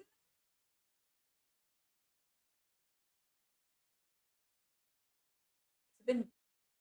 I don't know. I'm gonna have to do the math, but I feel like it's maybe been like 20 years, coming up on 20 years. Yeah. I have to tell you a side note because like I just got triggered with a memory. One of the nurses was awfully jolly when she gave baths, and I don't mean like in like some perverse way. I just mean she was awfully jolly. Like she's like, oh, here we are, and to top it all off, she was dressed like an elf. Oh, because it was the holidays. Yeah. Yeah, she was really sweet, but I was like, man, you were really chipper. It occurred to you that while you were on the drugs that like this woman is in a costume because it's the holidays kind of thing? So oddly enough, I wasn't Dilaudid most of my hospital stay. And Dilaudid's really strong. It's 7 times stronger than morphine, so it's quite a strong drug. For whatever reason, Dilaudid doesn't give me the high that morphine does. It actually makes me feel like I'm dropping down it gives me a feeling like I'm dropping down a roller coaster when they inject it. I'm like, whoa! It's kind of an uncomfortable feeling instead of a fun feeling. And then it just turns into like weird. And so like what people would say is like you're really functional on Dilaudid for some reason. I'm like I have no idea. Maybe it's the edibles I've had in the past. I don't know. but like I was very very functional except a little more chatty. And then what was freaky with that drug, I don't know why I'm telling you this, but now I'm on a roll. What was freaky with the drug though is how it was effing with my brain was if I was hurting and or by myself and kind of feeling stressed about my situation, I would close my eyes and try to picture my dog or something happy like that, with your imagination, because I'm quite of an imagination person, I can picture things in my head. And what would happen is it would turn into something really, really scary. And it wasn't like I was full on hallucinating, but the picture in my mind would turn scary. And I was like, this is how these artists come up with this scary, like paintings and stuff like that. I'm like, it was like, that's when it got trippy. It was like, okay, never mind. Don't imagine anything. My brain does that when I'm tired. Yeah. Like literally. I could just be tired and my brain will do that. Ooh, I that was scary. do. I see that Aunt Jer has a comment. I want to mention this before I forget because you were saying about the elf, the person dressed as the elf. Because it made me think of when I was in the hospital and I was on drugs that they gave me. And I don't remember what drugs, but they were like, "Do you want some of this?" And I was like, "Yeah." Um, I was in the hospital for this shit, and I think I've told you this before that my roommate while I was there for 4 or 5 days, I don't even remember how long I was there, dressed the entire time as Captain Kirk. But I did not realize, like, my brain, like, clicked that it was Captain Kirk. And, like, that she was dressed as Captain Kirk. And, like, we had, like, discussions about, like, I'm a little bit of a Trekkie. And we were like, yeah, like, you know. She's into the original series. I'm more of a Next Generation kind of gal. Like, you know, we had conversations about it. And then days after I got out, days after I had like been off these medications, it occurred to me how fucking weird it was that she was dressed as Captain Kirk. Like, Was she really dressed as Captain Kirk, or did you the think she whole was? time, full on fucking cosplay. I shit Okay. you not. That's hilarious. And like, I just like treated it as if she was like wearing like a T-shirt that said Star Trek on it or something. Like, I was just like, oh, yeah, I'm good. I'm more of a Picard girl, but let's chat about it. That's so funny. Days later, I was like, oh yeah, that's kind of fucked up. Maybe that's why she was in the mental institution. I don't know. I don't know.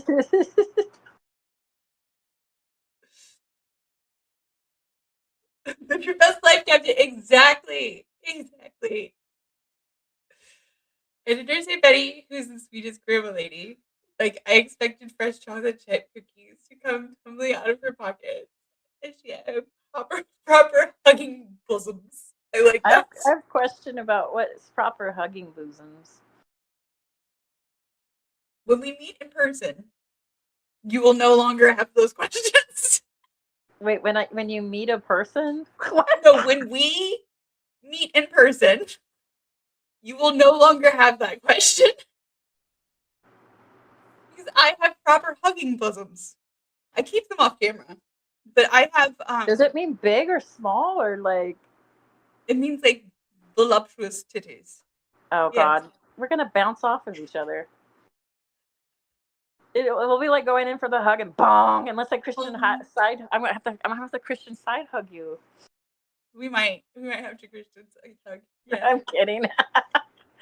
When I hug, I met Fiona, and Fiona's delightful, and she's so tiny. Fiona is a tiny woman, from Scotland.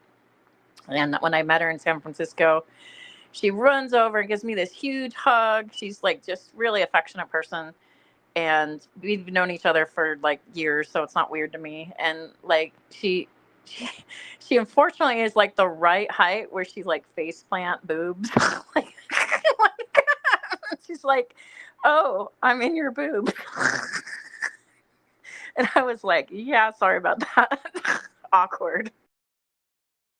I'm She's very straight, tall, so it's but I've fine. often been on the opposite side of that. My mom is like face at boob height.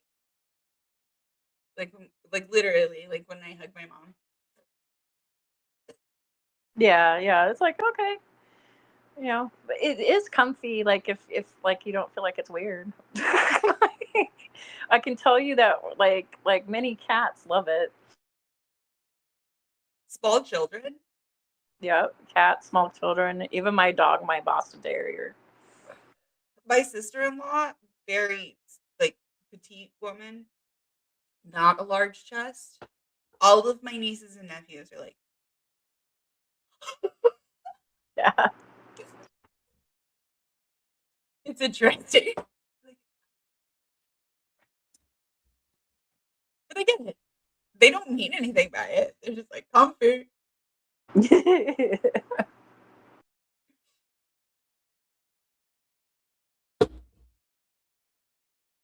yeah, it's just anatomy. Um, I mean, I'm a fan of boobs. Like I can't lie, but yeah, like there is like that non-sexual kind of like oh kind of thing. So I get it. yeah, I like boobs on other people. I don't necessarily like my own. If I could like wave a magic wand and do away with mine, I would. Um, but like I've known enough people who've like gone through top surgery that like no fucking thank you.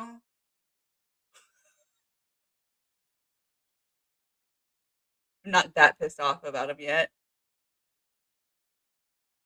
Maybe when surgery gets a little better.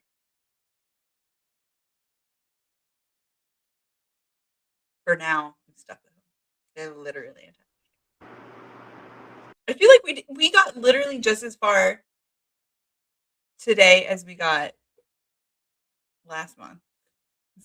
I'm a bad This is influence. my mark. No, you almost died and we had to talk about it. I did almost die. I think when I told my story yesterday, I missed like an important part. But that I got dextered. I missed that part. I should share that part because it's like crazy. So like they put like plastic all over my face, and it like was forever. They were trying to like figure out like, I don't know. This guy did like very many central lines before. So like it took him forever. So they put this plastic over my face, and I was like, oh my gosh, I'm going to like suffocate. Except I had like oxygen in my nose, so I kept telling myself like, I have oxygen in my nose. I'm not gonna die.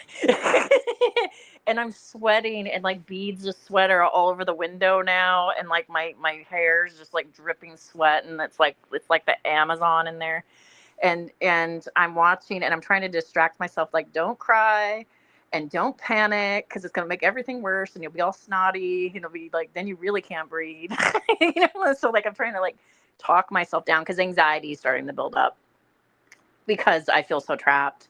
And at that point my heart had like dropped so low that I couldn't even move my arms anymore and stuff. So I mean, I felt super trapped. And so like, but I could talk, and I was like, so I just was like, distract. And because I'm a morbid mother effer, I'm so morbid. I was like, I'm going to like watch this stuff happen. So he's like doing the central line, and I can see it on the ultrasound. And I'm like, oh, that's kind of neat. Because I'm trying my best to distract myself, like, but like I felt so trapped, and I missed that, and it was like being dextered for a while. I was like, oh my gosh, this is awful. And they're like, we know it's awful, and a lot of people panic, but don't panic. And I'm like, I feel panicky. I do not know why this thing keeps switching the fucking. I was trying to like put you as like the big, and it just keeps whatever. I know. I suddenly got giant. Well, I was trying Now to it's make gonna. you giant, but And then it now kept making I'm me thrown giant. off. Now we're on two different sides. How did that happen? Should I do this? There we go. I'd like to be on this side. I need to give you controls of this so that you can do this shit as well. I keep forgetting that. I don't know if I could Fuck on my with it. phone. I actually probably need to be on my computer to do that, I bet. Okay. I think you can do the switchy switch. I think you just do it with a swipey swipe. Switchy switch. So next week we will be moving on to more orange files, right? Yes. We have more. More orange papers. I don't like that either. I'll fix the layout. Whatever. We're professional. By the time we actually get through this first section, we might actually be professional like. We'll see. We just need more options in this, I think, is my complaint, Like Okay. like no, not us personally, but like society, like our communities. Like unfortunately AA is like the most presented, way of trying to get sober and clean. Yeah. It's presented as the only way. They teach you that it's the only way. And I will give Bill credit on this one. When he wrote it, and I fucking should have tagged it the other night because I heard somebody fucking quote it about. Oh, I did tag it. Good. It's like I think it was chapter 3 or 4. It's chapter 3, and I did tag it. So he says in chapter 3, gotta take my glasses off. We have tried every intangible remedy, or every imaginable remedy. In some instances, there has been brief recovery followed by always by a still worse relapse. Physicians who are familiar with alcoholism agree there is no such thing as making a normal drinker out of an alcoholic. Science may one day accomplish this, but it hasn't done so yet.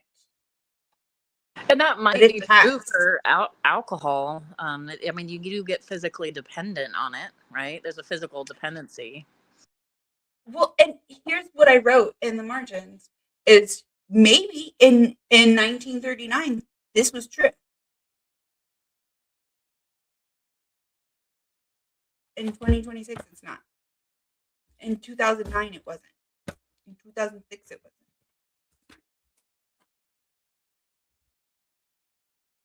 You get what I'm saying? Yeah, I do.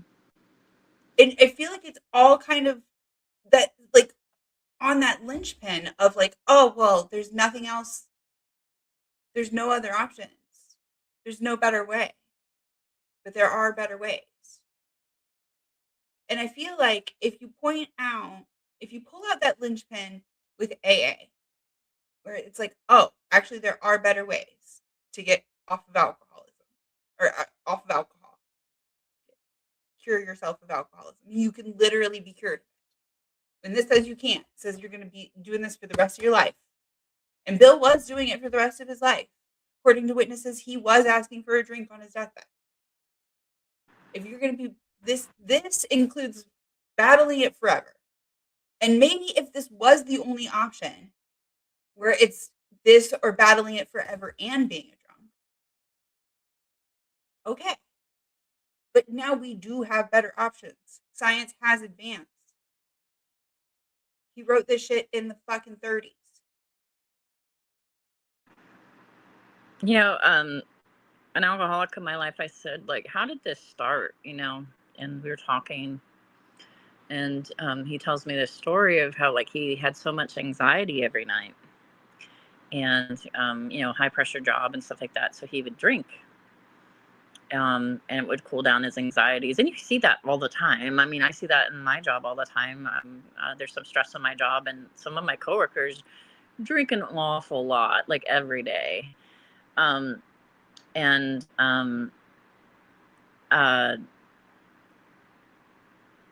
a lot of times it does start with sort of a self-medication, and you don't even realize it, really, truly, not super truly. And so there's always this underlying issue with addiction. Well, almost always. Not always, but almost always there's an underlying issue with actual addiction where you want to feel better for whatever thing you're going through. And that's really common. And I don't think AA really addresses that. I think that's better addressed with like a therapist. Yes. Yes. It's better addressed as, okay, how are we going to break this habit? It's some type of like you have some type of dependency on it, but it's beyond a chemical dependency. If it's a chemical dependency, there's drugs for that, right? Like, yeah, there's an emotional component there. There's an emotional dependency. So you need to work on that. But substituting this cult and, okay, if we're going to emotionally depend on this cult to make all of my decisions for me.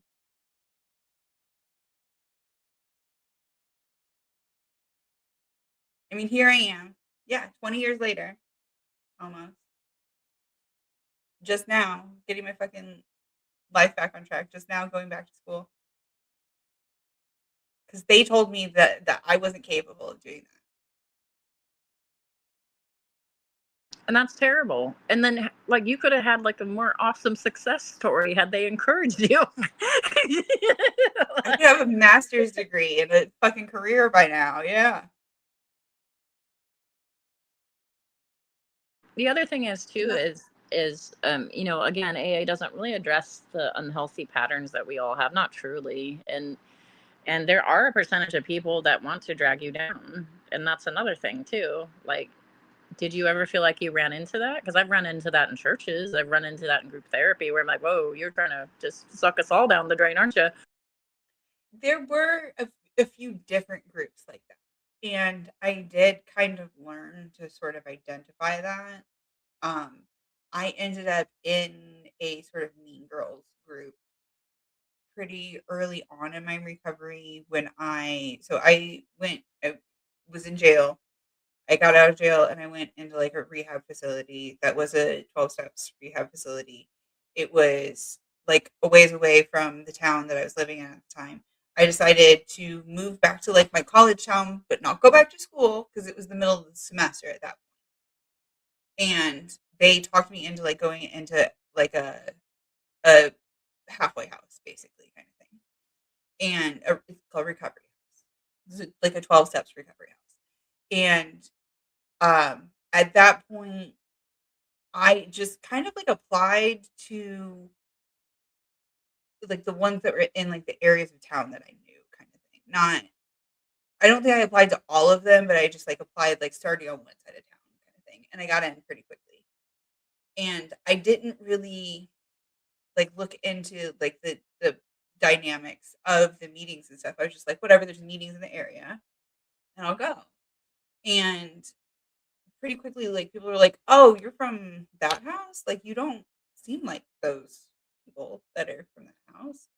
And, like, I did notice that there was, like, kind of, like, a weird vibe, but it was also, like, there's still, like, the whole, like, "Well, we're all in the 12 steps, well," and, like, they've all got clean time on me, so, like, you know what I mean? It's like, well, and there was sort of the way that it had worked for them in the past, that there was sort of this established hierarchy of these like women, um, that was like more than a handful, but less than a dozen.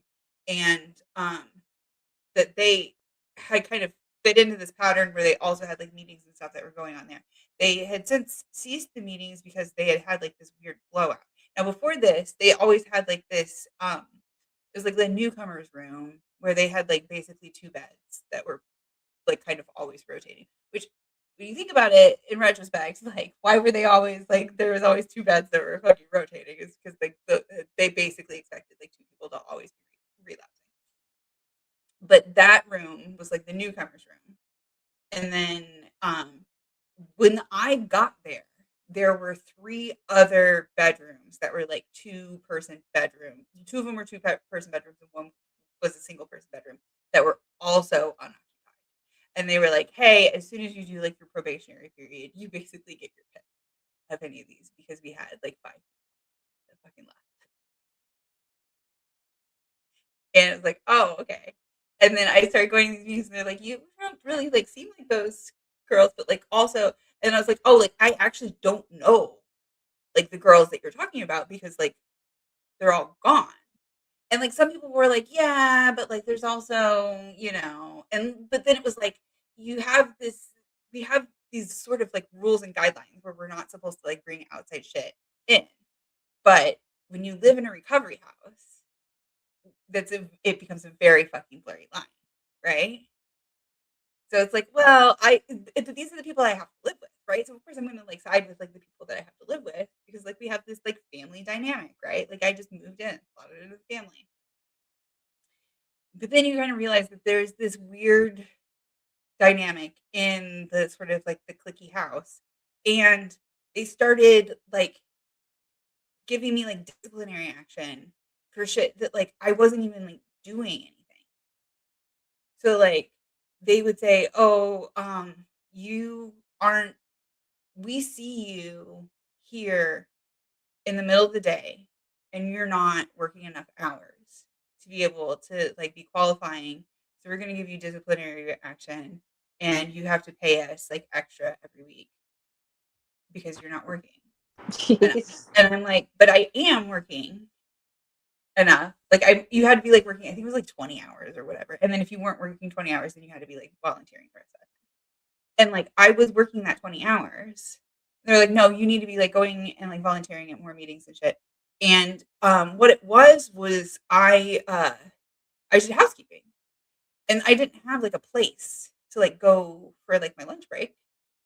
So I would go home and make food at home because like, it's cheaper than like, what am I Yeah, just gonna I like go mean, you're gonna sit in eat my out car every for day an or something. hour?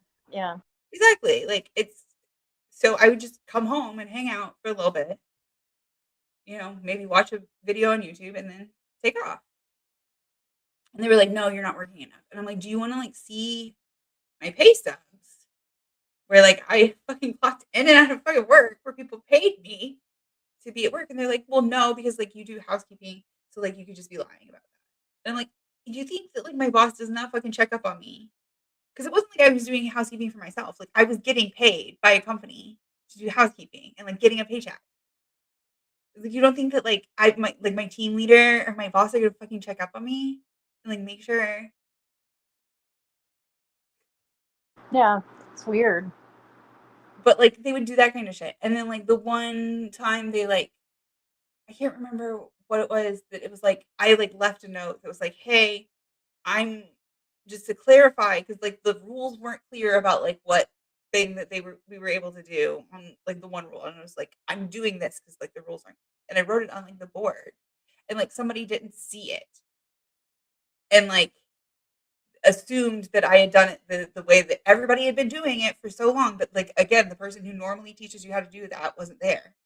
And so they got mad at me for like not doing, and I don't want to like get into it because it's like it was a very specific to that house thing. But like it was like if it was somebody that like you got along with, you'd be like, "Oh, don't worry about it. Like nobody showed you how to do that. Come on, I'll show you." Like, but because I was, and again, I didn't realize that I was autistic at the time, but I didn't like fit with their fucking clique. It was like a fucking sorority house. Is basically what it was. I mean, yeah, I'm an odd one, myself. And people say I'm too honest, and I think that's what a lot of folks that are on the spectrum are too honest as well. Like just not rudely on purpose, but just sort of frank about themselves. Like your go-to isn't to lie necessarily about what's going on. You're a little too honest about wherever you're at. And I feel like there's a certain degree of people that just take advantage of that are just kind of mean, mean. Yeah, they're meanies. I don't necessarily clock them as meanies, but that's a very good point. But yeah, it is that mean girl type vibe, isn't it? Yeah. Yeah, Um, and they'll like it, especially in a place where there's supposed to be safety and healing. and that was the other thing too, was it was like, well, I was told that like the reason why it's uncomfortable is because like you're an addict. And like you know what I mean? It's like I was basically like told like, well, yeah, you're you're uncomfortable because it's working, right? I can't, I don't enjoy people being very pedantic on you about things. Like if you're obviously working the amount of hours, but you come home from lunch and then they're just going to pretend like you're not working the amount of hours, that would just like enrage me. I cannot stand that sort of stuff. Yeah, there was a lot of shit that was just I really couldn't fucking take it. And then I started spending a lot of time outside of the house, which is like I think finally the final straw for them. That they ended up like voting me out on like some weird like technicality. I was like, okay, fine, whatever. They're just like hang out at my boyfriend's house all the time. So it's like y'all are really fucking bitchy. But then I fucking stayed in because I had probation and parole over my head. So like I stayed going to the meetings. And it was also a little bit of like a fuck you to them because again, we're told if you walk out those doors, it's jails, institutions, and death. And we had house meetings, right? So that was my home group. I left the home group. Yes. So that was because you have like your home group and then like you can go to like other meetings and like especially when you start out, you're supposed to do like 90 meetings in 90 days, or we would say 100 meetings in 100 days. But because we were just like that hardcore, right? But you have when you live in a recovery house, you typically have either once or twice a week your house recovery meetings, and like where people will come over to your house and you will like have like a recovery meeting, like a 12-step meeting in your house. But the weird part about it is that like in meetings that are like just in church basements, it's all just like the trusted servants, and like the only roles that they have are like the roles as their trusted servants. But when it's a house meeting, it's like we had like a house president and like a house treasurer and like a house like like where they have jobs. It's all more organized. That's funny. And it's like much more structured, and but it's like not supposed to be because it's like a 12-step meeting. And then like I said, it's this weird sort of like, oh well, you're not supposed to like bring outside things into the meeting, but like we're also gonna have like this like house meeting. Anyway, so but also we're associated with like all the other recovery houses in the area because most people are going to multiple steps. There are multiple meetings per week, and like there's only one meeting at our house, at least at that time. I don't, maybe there were more meetings before that. But like immediately we were always going to more meetings. And then you have to like show them how much like better you are going to meetings, the other people that you see at these meetings. So like you're going to like 3 and 4 meetings a week. Just like show people that like you're gonna come. That sounds really tiring. It's fucking exhausting as fuck. Especially when like you have like volunteer like service positions before the meeting where and you're basically expected to like say and pick up all the chairs. Like you do not leave like until like the place is basically tidied It up. kind of sounds like a shy person's nightmare too. Oh gosh, yes. As an introvert, it was like exposure therapy though. And that's why I'm now going to be able to be a teacher. I'm like barely extrovert actually, like in all the tests I take because I have retreat mode quite a bit, and it's like okay, I'm tired now, you know. So like it, and it also depends on the person. There's some people that charge me up, like you charge me up. There's some people that charge me up, and there's some people that don't. It doesn't mean the people that don't aren't good people. It just means that they take more effort for some reason. Yeah, I get you. And there's people who drain me more than others. Whenever I take like those tests and shit, I'm like, you're an introvert. Like you can literally just like go to school online and only interact with people on a fucking camera. Um, no, it's good that I have Lynn's here. I'm the buddy extrovert, like the buddy. I'm the buddy that you Nice. take to Target or wherever you want to go. Well, we're boycotting Target right now. But like, you know, something non-exciting, but I'm happy to be with company with like my buddy kind of thing. That's my personality. Awesome. That's why this summer I invited you. Yeah, I think we'll mesh quite well. Yeah. So yeah. But yeah, I'm very introverted, but again, you have to like fucking speak these meetings. You're like expected to speak. You're expected to go to like fucking ton. You're expected. And when I left the recovery house, I still kept going to 2 meetings a week because one, probation parole had that shit over my head. But I could have gone to like my old home group that was like 30 minutes away. That wouldn't have been, that was my home group before I went because I had to change home groups. Um, which then I had to change home groups again, but that time it was like less dramatic because they knew me from the meetings anyway. But I also like had this thing about like I was gonna fucking show up to meetings and like show my face at meetings that I knew that they would be at, or where people who knew them would be at, and then we report back to them that I was at meetings and like was continuing to like pick up my coins and my keychains because I was like, yeah, you told me that if I fucking left, that it was jails, institutions, and death, and that nobody ever fucking leaves without relapsing. It's like But Hotel I didn't realize. California. Is there like an end game of like you win and now you graduate? They've never really done that, huh? No, It's and just that's I feel like perpetual. if it was like a program of like, okay, it's a 12-month program, you're gonna work it for 12 months. I would still have issues with it for like a lot of reasons, but I wouldn't have as much of an issue with it.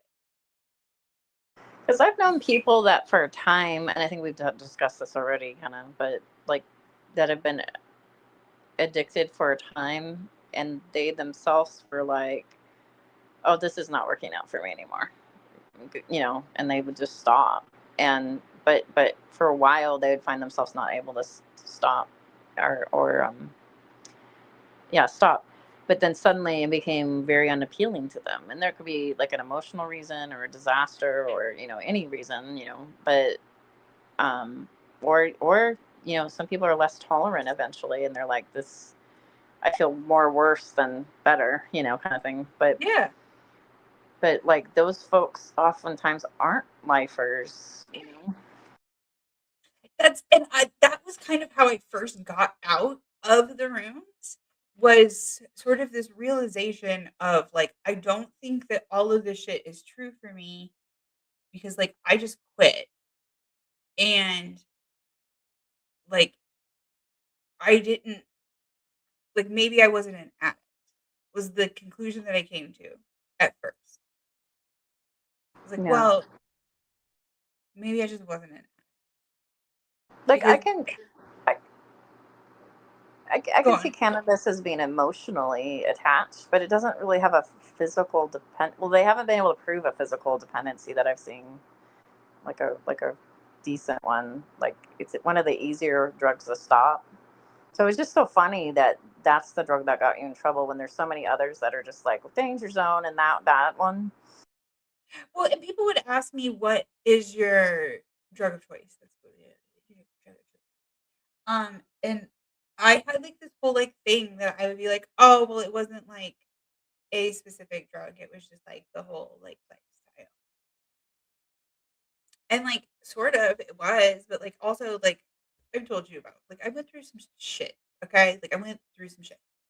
And I'm not gonna go into like what that shit was on air. But yeah, like I had some fucking trauma, and I didn't really work through it in a very good way. And I did a bunch of fucking drugs for a while. And I think that just like forcing me to like go through therapy would have done a lot more for me than this shit. Right. Because they're licensed for that shit. And again, like I'm also like kind of critical of CBT, because your insurance company will demand that you do CBT, but that might not be the therapy that you need. There's also dialectical therapy, there's somatic therapy, there's all other ways and approaches, talk therapy. Um, there's different approaches in CBT. So then if you go to like a therapist that does EMDR, which I did, uh, that's supposed to be good for CPTSD and PTSD, right? Well, they still have to code it. In the conversations I had with, my therapist friends, they still have to code it as CBT. Otherwise, the insurance will kick it back. Like, Because it's so, under the heading of, they can be like, well, it's under the heading of CPT.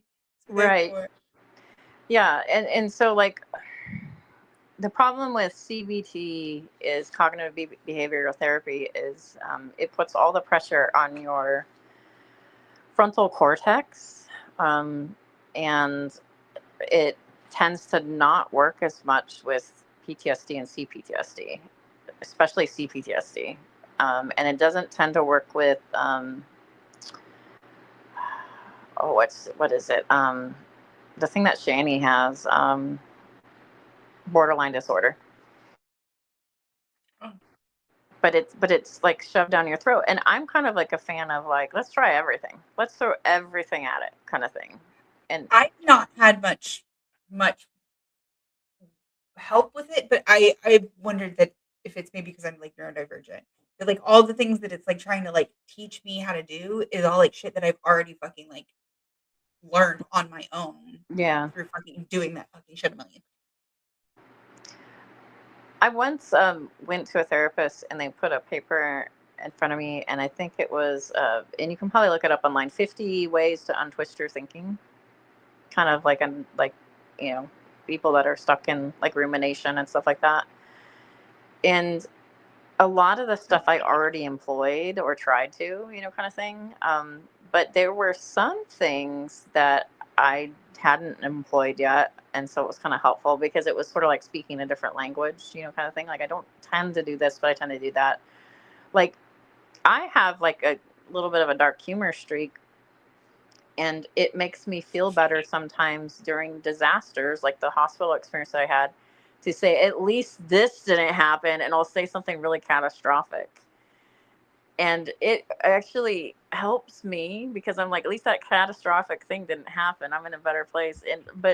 And I don't do it to other people when they tell me problems because I think that's messed up, but I do it Yeah. with myself sometimes. And I found that it actually induces anxiety in other people. So my coping technique makes other people anxious. Like, so that's a problem. Well, I mean, it depends on like if it's happening to you or if it's happening to like the group collectively. Because like maybe if it's happening to the group collectively, just say that shit to yourself. But if it's happening to you, fuck them. Like who cares?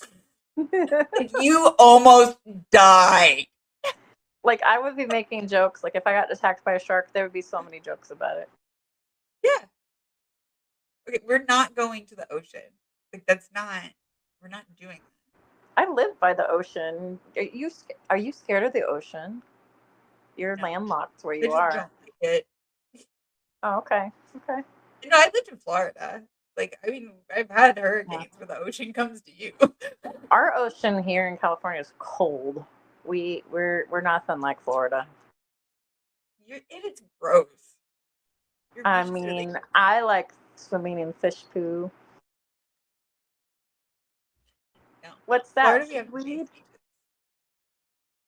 We have nice beaches in Florida. No, I like the ocean in Florida. I like a lot of the ocean. For like just to stick my feet in under an umbrella on like a cool day with a nice breeze. It's one of the places I can really, really silence my anxieties quite a bit in the ocean. I always said like if I move away from the ocean, I want to like gain some mountains because the same kind of thing. If I'm in the mountains, I tend to get a lot of anxiety relief. Both one. Desert, not so much. Desert isn't my jam. I've been to the desert several times, Joshua Tree and stuff like that, and it's fine, but definitely isn't my jam because it's either too cold or too hot. See, okay, maybe I need to go to desert and try it out because I have more like humidity issues and altitude issues. Like I See, love the mountains, but like I will get like the like nose bleeding, like hacking up blood shit. And that's a yeah, so but do I. But if you've been there for a few days, you should get used to it. Um, I mean the last time I remember it was like the 6th or 7th day I got it again. oh, weird. Yeah, usually that kind of stuff. It's like 3-day max for most people. That's wild. Yeah, no. That was here in the US. No, Speaking of weirdly, when I was in nosebleeds, Peru, not a problem. That was like Machu Picchu. oh, it could be like where you are in the U.S. Have you been to the Rockies? That's where this happened. Yeah, so the air's so thin there. I mean, like it's not just any mountain. It feels really thin. Okay. Maybe that was is yeah, it was just so like I mean Mile like High I had City right fun. there. It was good time. But like I just anytime I would like go fucking hiking, it was like I would be it was enough to where it like made me concerned that I was gonna like alert wildlife with like the scent of my blood kind of shit. You so get what my I'm saying? so my friend, she was my best friend. She was the pastor's daughter too. It was funny.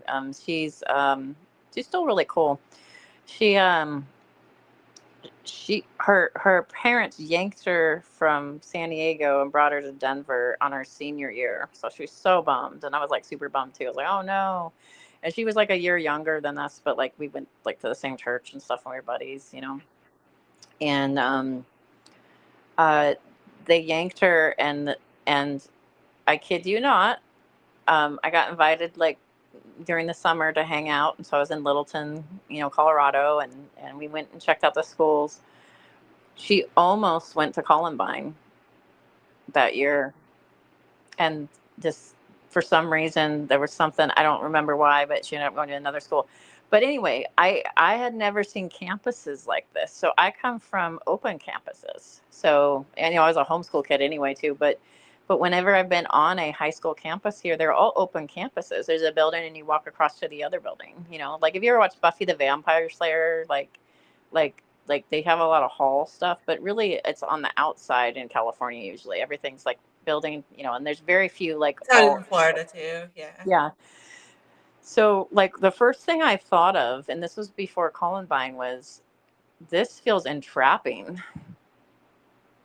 And this is before, like, I wasn't thinking school shooter or anything like that, because that wasn't too big of a thing really. And Columbine was what really set that off.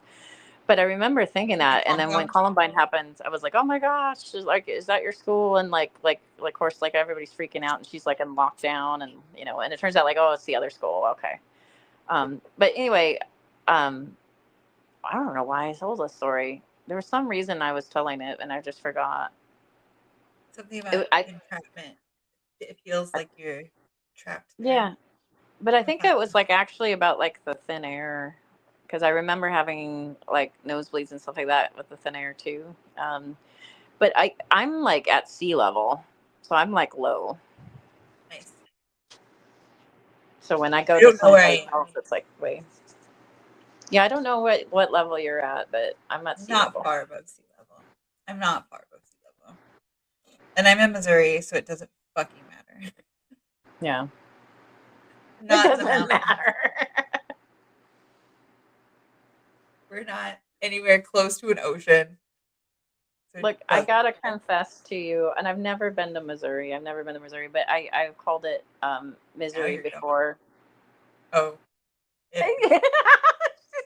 Is that mean? It's mean. No, I've called it that myself. Oh, good. I think probably every Missourian has. It's Like there's okay. So I'm in a paradise largely, and so like I'm very spoiled with weather. I don't know how to deal with ice and snow. I really don't. And so like that's like kind of a intimidating thing, the idea of moving somewhere where there would be. But but the only thing that would drive me out is cost of living is what's killing me. But well, okay, but Missouri's very duplicitous. I will give it that. That we are so we have always been well up until recently. Recently we've gotten pretty red, but up until recently, before that, we were always pretty purple. And there's always been this weird sort of like no muss, no fuss sort of way about our politics, which is weird because it's politics. But also,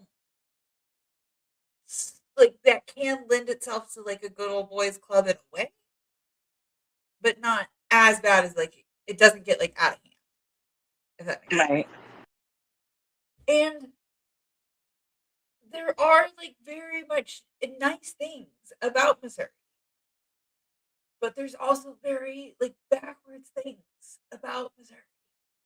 Like we really honor traditions that are really nice traditions, but we also hold on to traditions that are really not serving us. And it's like I said, it's a weird sort of duplicitous type of place to live. And it is kind of a walking contradiction. And I always tell people the thing about living in the Midwest is, and you've heard me say this probably a million times by now, that we all came from some people or somewhere, either from yep. somewhere or from some people who came from somewhere who were headed somewhere else, got And then they partway there, stopped. and went, fuck it. I'm good. We're here now. This is fine.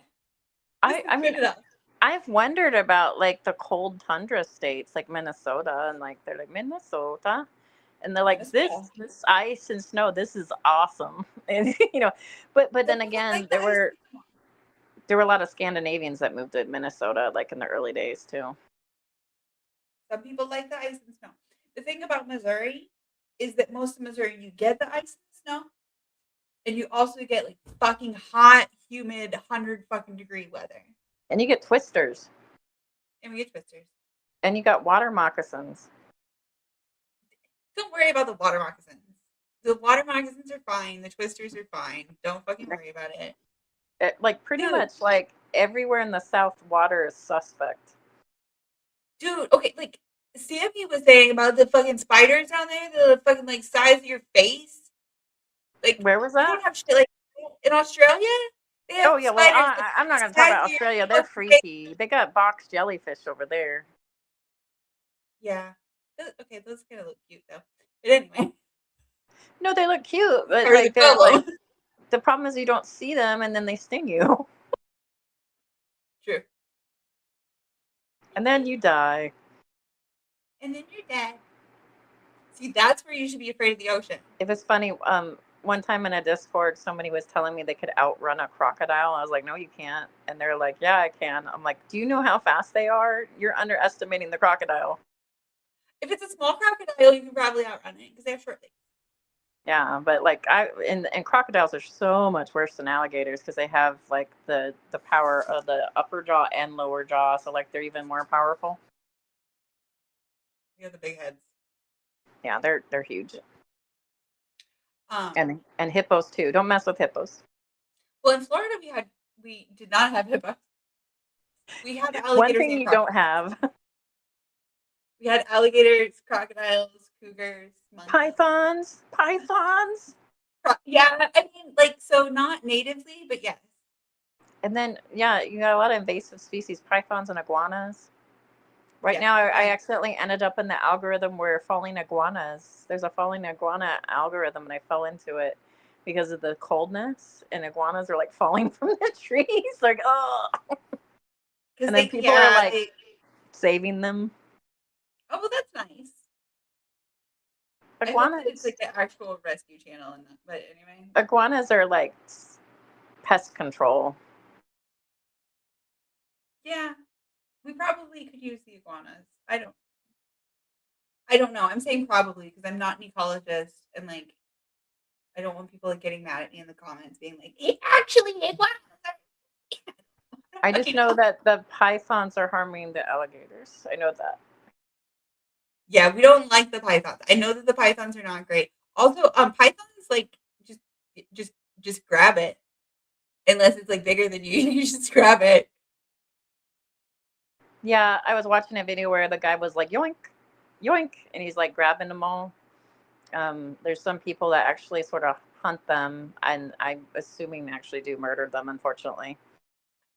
They do have to do that. I mean, I guess you could also like maybe like sell them into the pet trade somewhere. I don't know. And it'd be really hard. Again, Australia has so many fucking. They've got so many goddamn snakes down there. I don't think I could cope with Australia. Like I watched a video. I don't know why I watched these things. It just kind of came up, and it was like on X, so it was uncensored, of course, because X is stupid. And like once you're like it's happening, you just sort of watch it. And I watched this guy get eaten by a shark, and there's like nothing anybody can do because it's a great white shark, and the nearest person's up on a cliff, and they're just watching it go down, filming it. And I was like, well, there's no way to save that guy, like, unfortunately. That's fucked up. It is. Like, it's terrible. I mean, we have great white sharks here, too. They love the San Onofre area over here. I thought my understanding, I thought, was that gray whites are not particularly aggressive, and that's why, like, Jaws was, like, kind of a thing, because it was like, well, actually, like, it was based on a story that was not a great white. And great whites look scary, but they're not actually very aggressive. Sharks. They're not the most aggressive shark, actually, and if they know you're a human, they're not usually interested in you. But the problem is they get confused by kayaks and surfboards a lot, and that's the problem. Yeah. That makes sense. Yeah, I don't know. I'm actually more intimidated by like makos and tiger sharks, bull sharks. Yeah. Yeah. But I do find that is kind of the case for most wildlife, is like if you just like let it know that you're not the thing that it's trying to hunt, it'll leave you alone.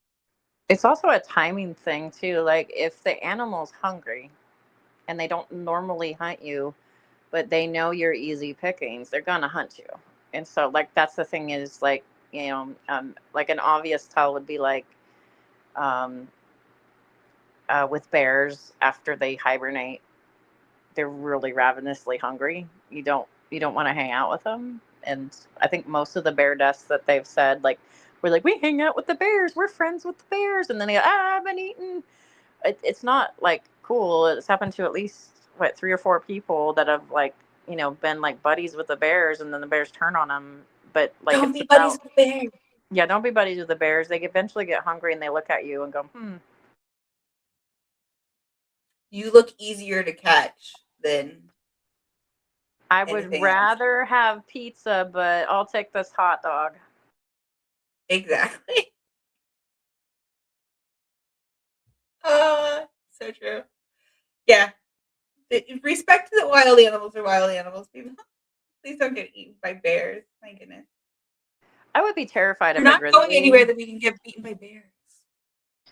but I've run into a lot of black bears over here, and they really don't want it. They're like, hey, good to see you. Um, why are you staring at me? Yeah, I don't worry about black bears. Like, if I have seen the black bear and the black bear has seen me, it's no longer a concern. It's more just like, okay, you don't, is there anybody around? It's like gotten scared, Yeah, you know. you just give You them have like a really really wide, you know, you know, wide berth, and you just move past them, and don't start running. For the love of God, don't start running. no, don't do that. But yeah, most of the time, like I've bumped into like a bear, they're like, "Who?" Like far too lazy to do much of anything. But then Or they like run away. yeah, I haven't had runaway bears, but I do know that if I saw a mama with cubs, I would definitely be getting away. That's I've seen them like when I was like biking or rollerblading, and like usually they're just like, oh, They're like, "What's wrong with that human?" kind of. Oh, also I would always have Macy with me, my dog. That's the other thing. Is like I'd be Oh, like that would bike stress me touring out. or like have the dog while I was on rollerblades. I'm like, please don't eat You've my never dog. gone rollerblading with your dogs? Boston Terriers aren't really good towers or anything like that. They kind of are good chasers. They're good at like One in each hand. he was really good at in his prime. He was really good at like fetch, like really good. Like he would beat all the other dogs in the dog park running. Was because Boston Terriers are just nuts. Like they don't Especially know. when they're young. Yeah, they don't know how to go easy. They're just like they'll go hardcore, you know. And so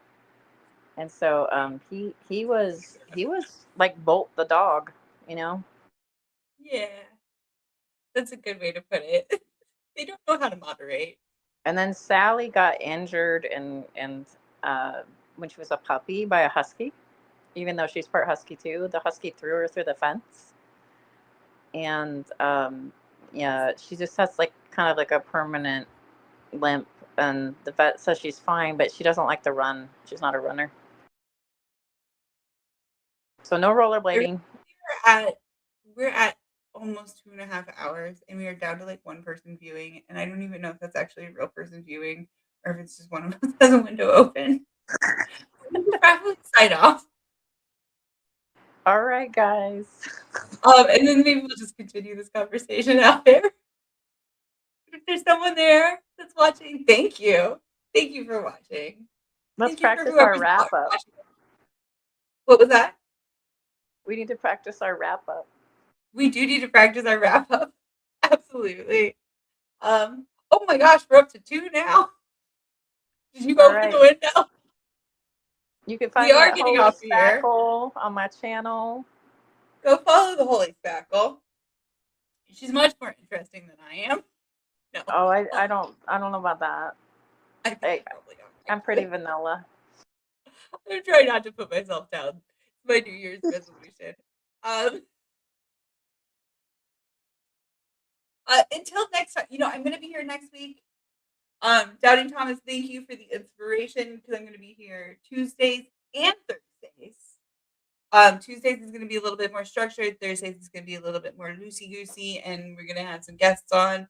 And I'll probably open it up to you guys. And then I might just at some point, give it like a cutoff for how many people or whatever. But yeah, come and join us. I think I'm going to try and start that this Thursday. So join me at, I think we decided that it's 4 Pacific Standard Time, 6 Central. And if you don't join, institutions, jail, or death. That's right. No, that's not true. Just kidding. I'm just kidding. It's lying. Nothing will happen to you if you don't join. Except for I'll be there by myself, talking to myself. But that's okay. Maybe I'll read from the big book. No, I wouldn't do that. I don't know what I would do, but maybe another React video. Hopefully I'm not going to have to do another React video, though, because hopefully some of y'all are going to come join me Thursday. See you there. Woohoo, party time.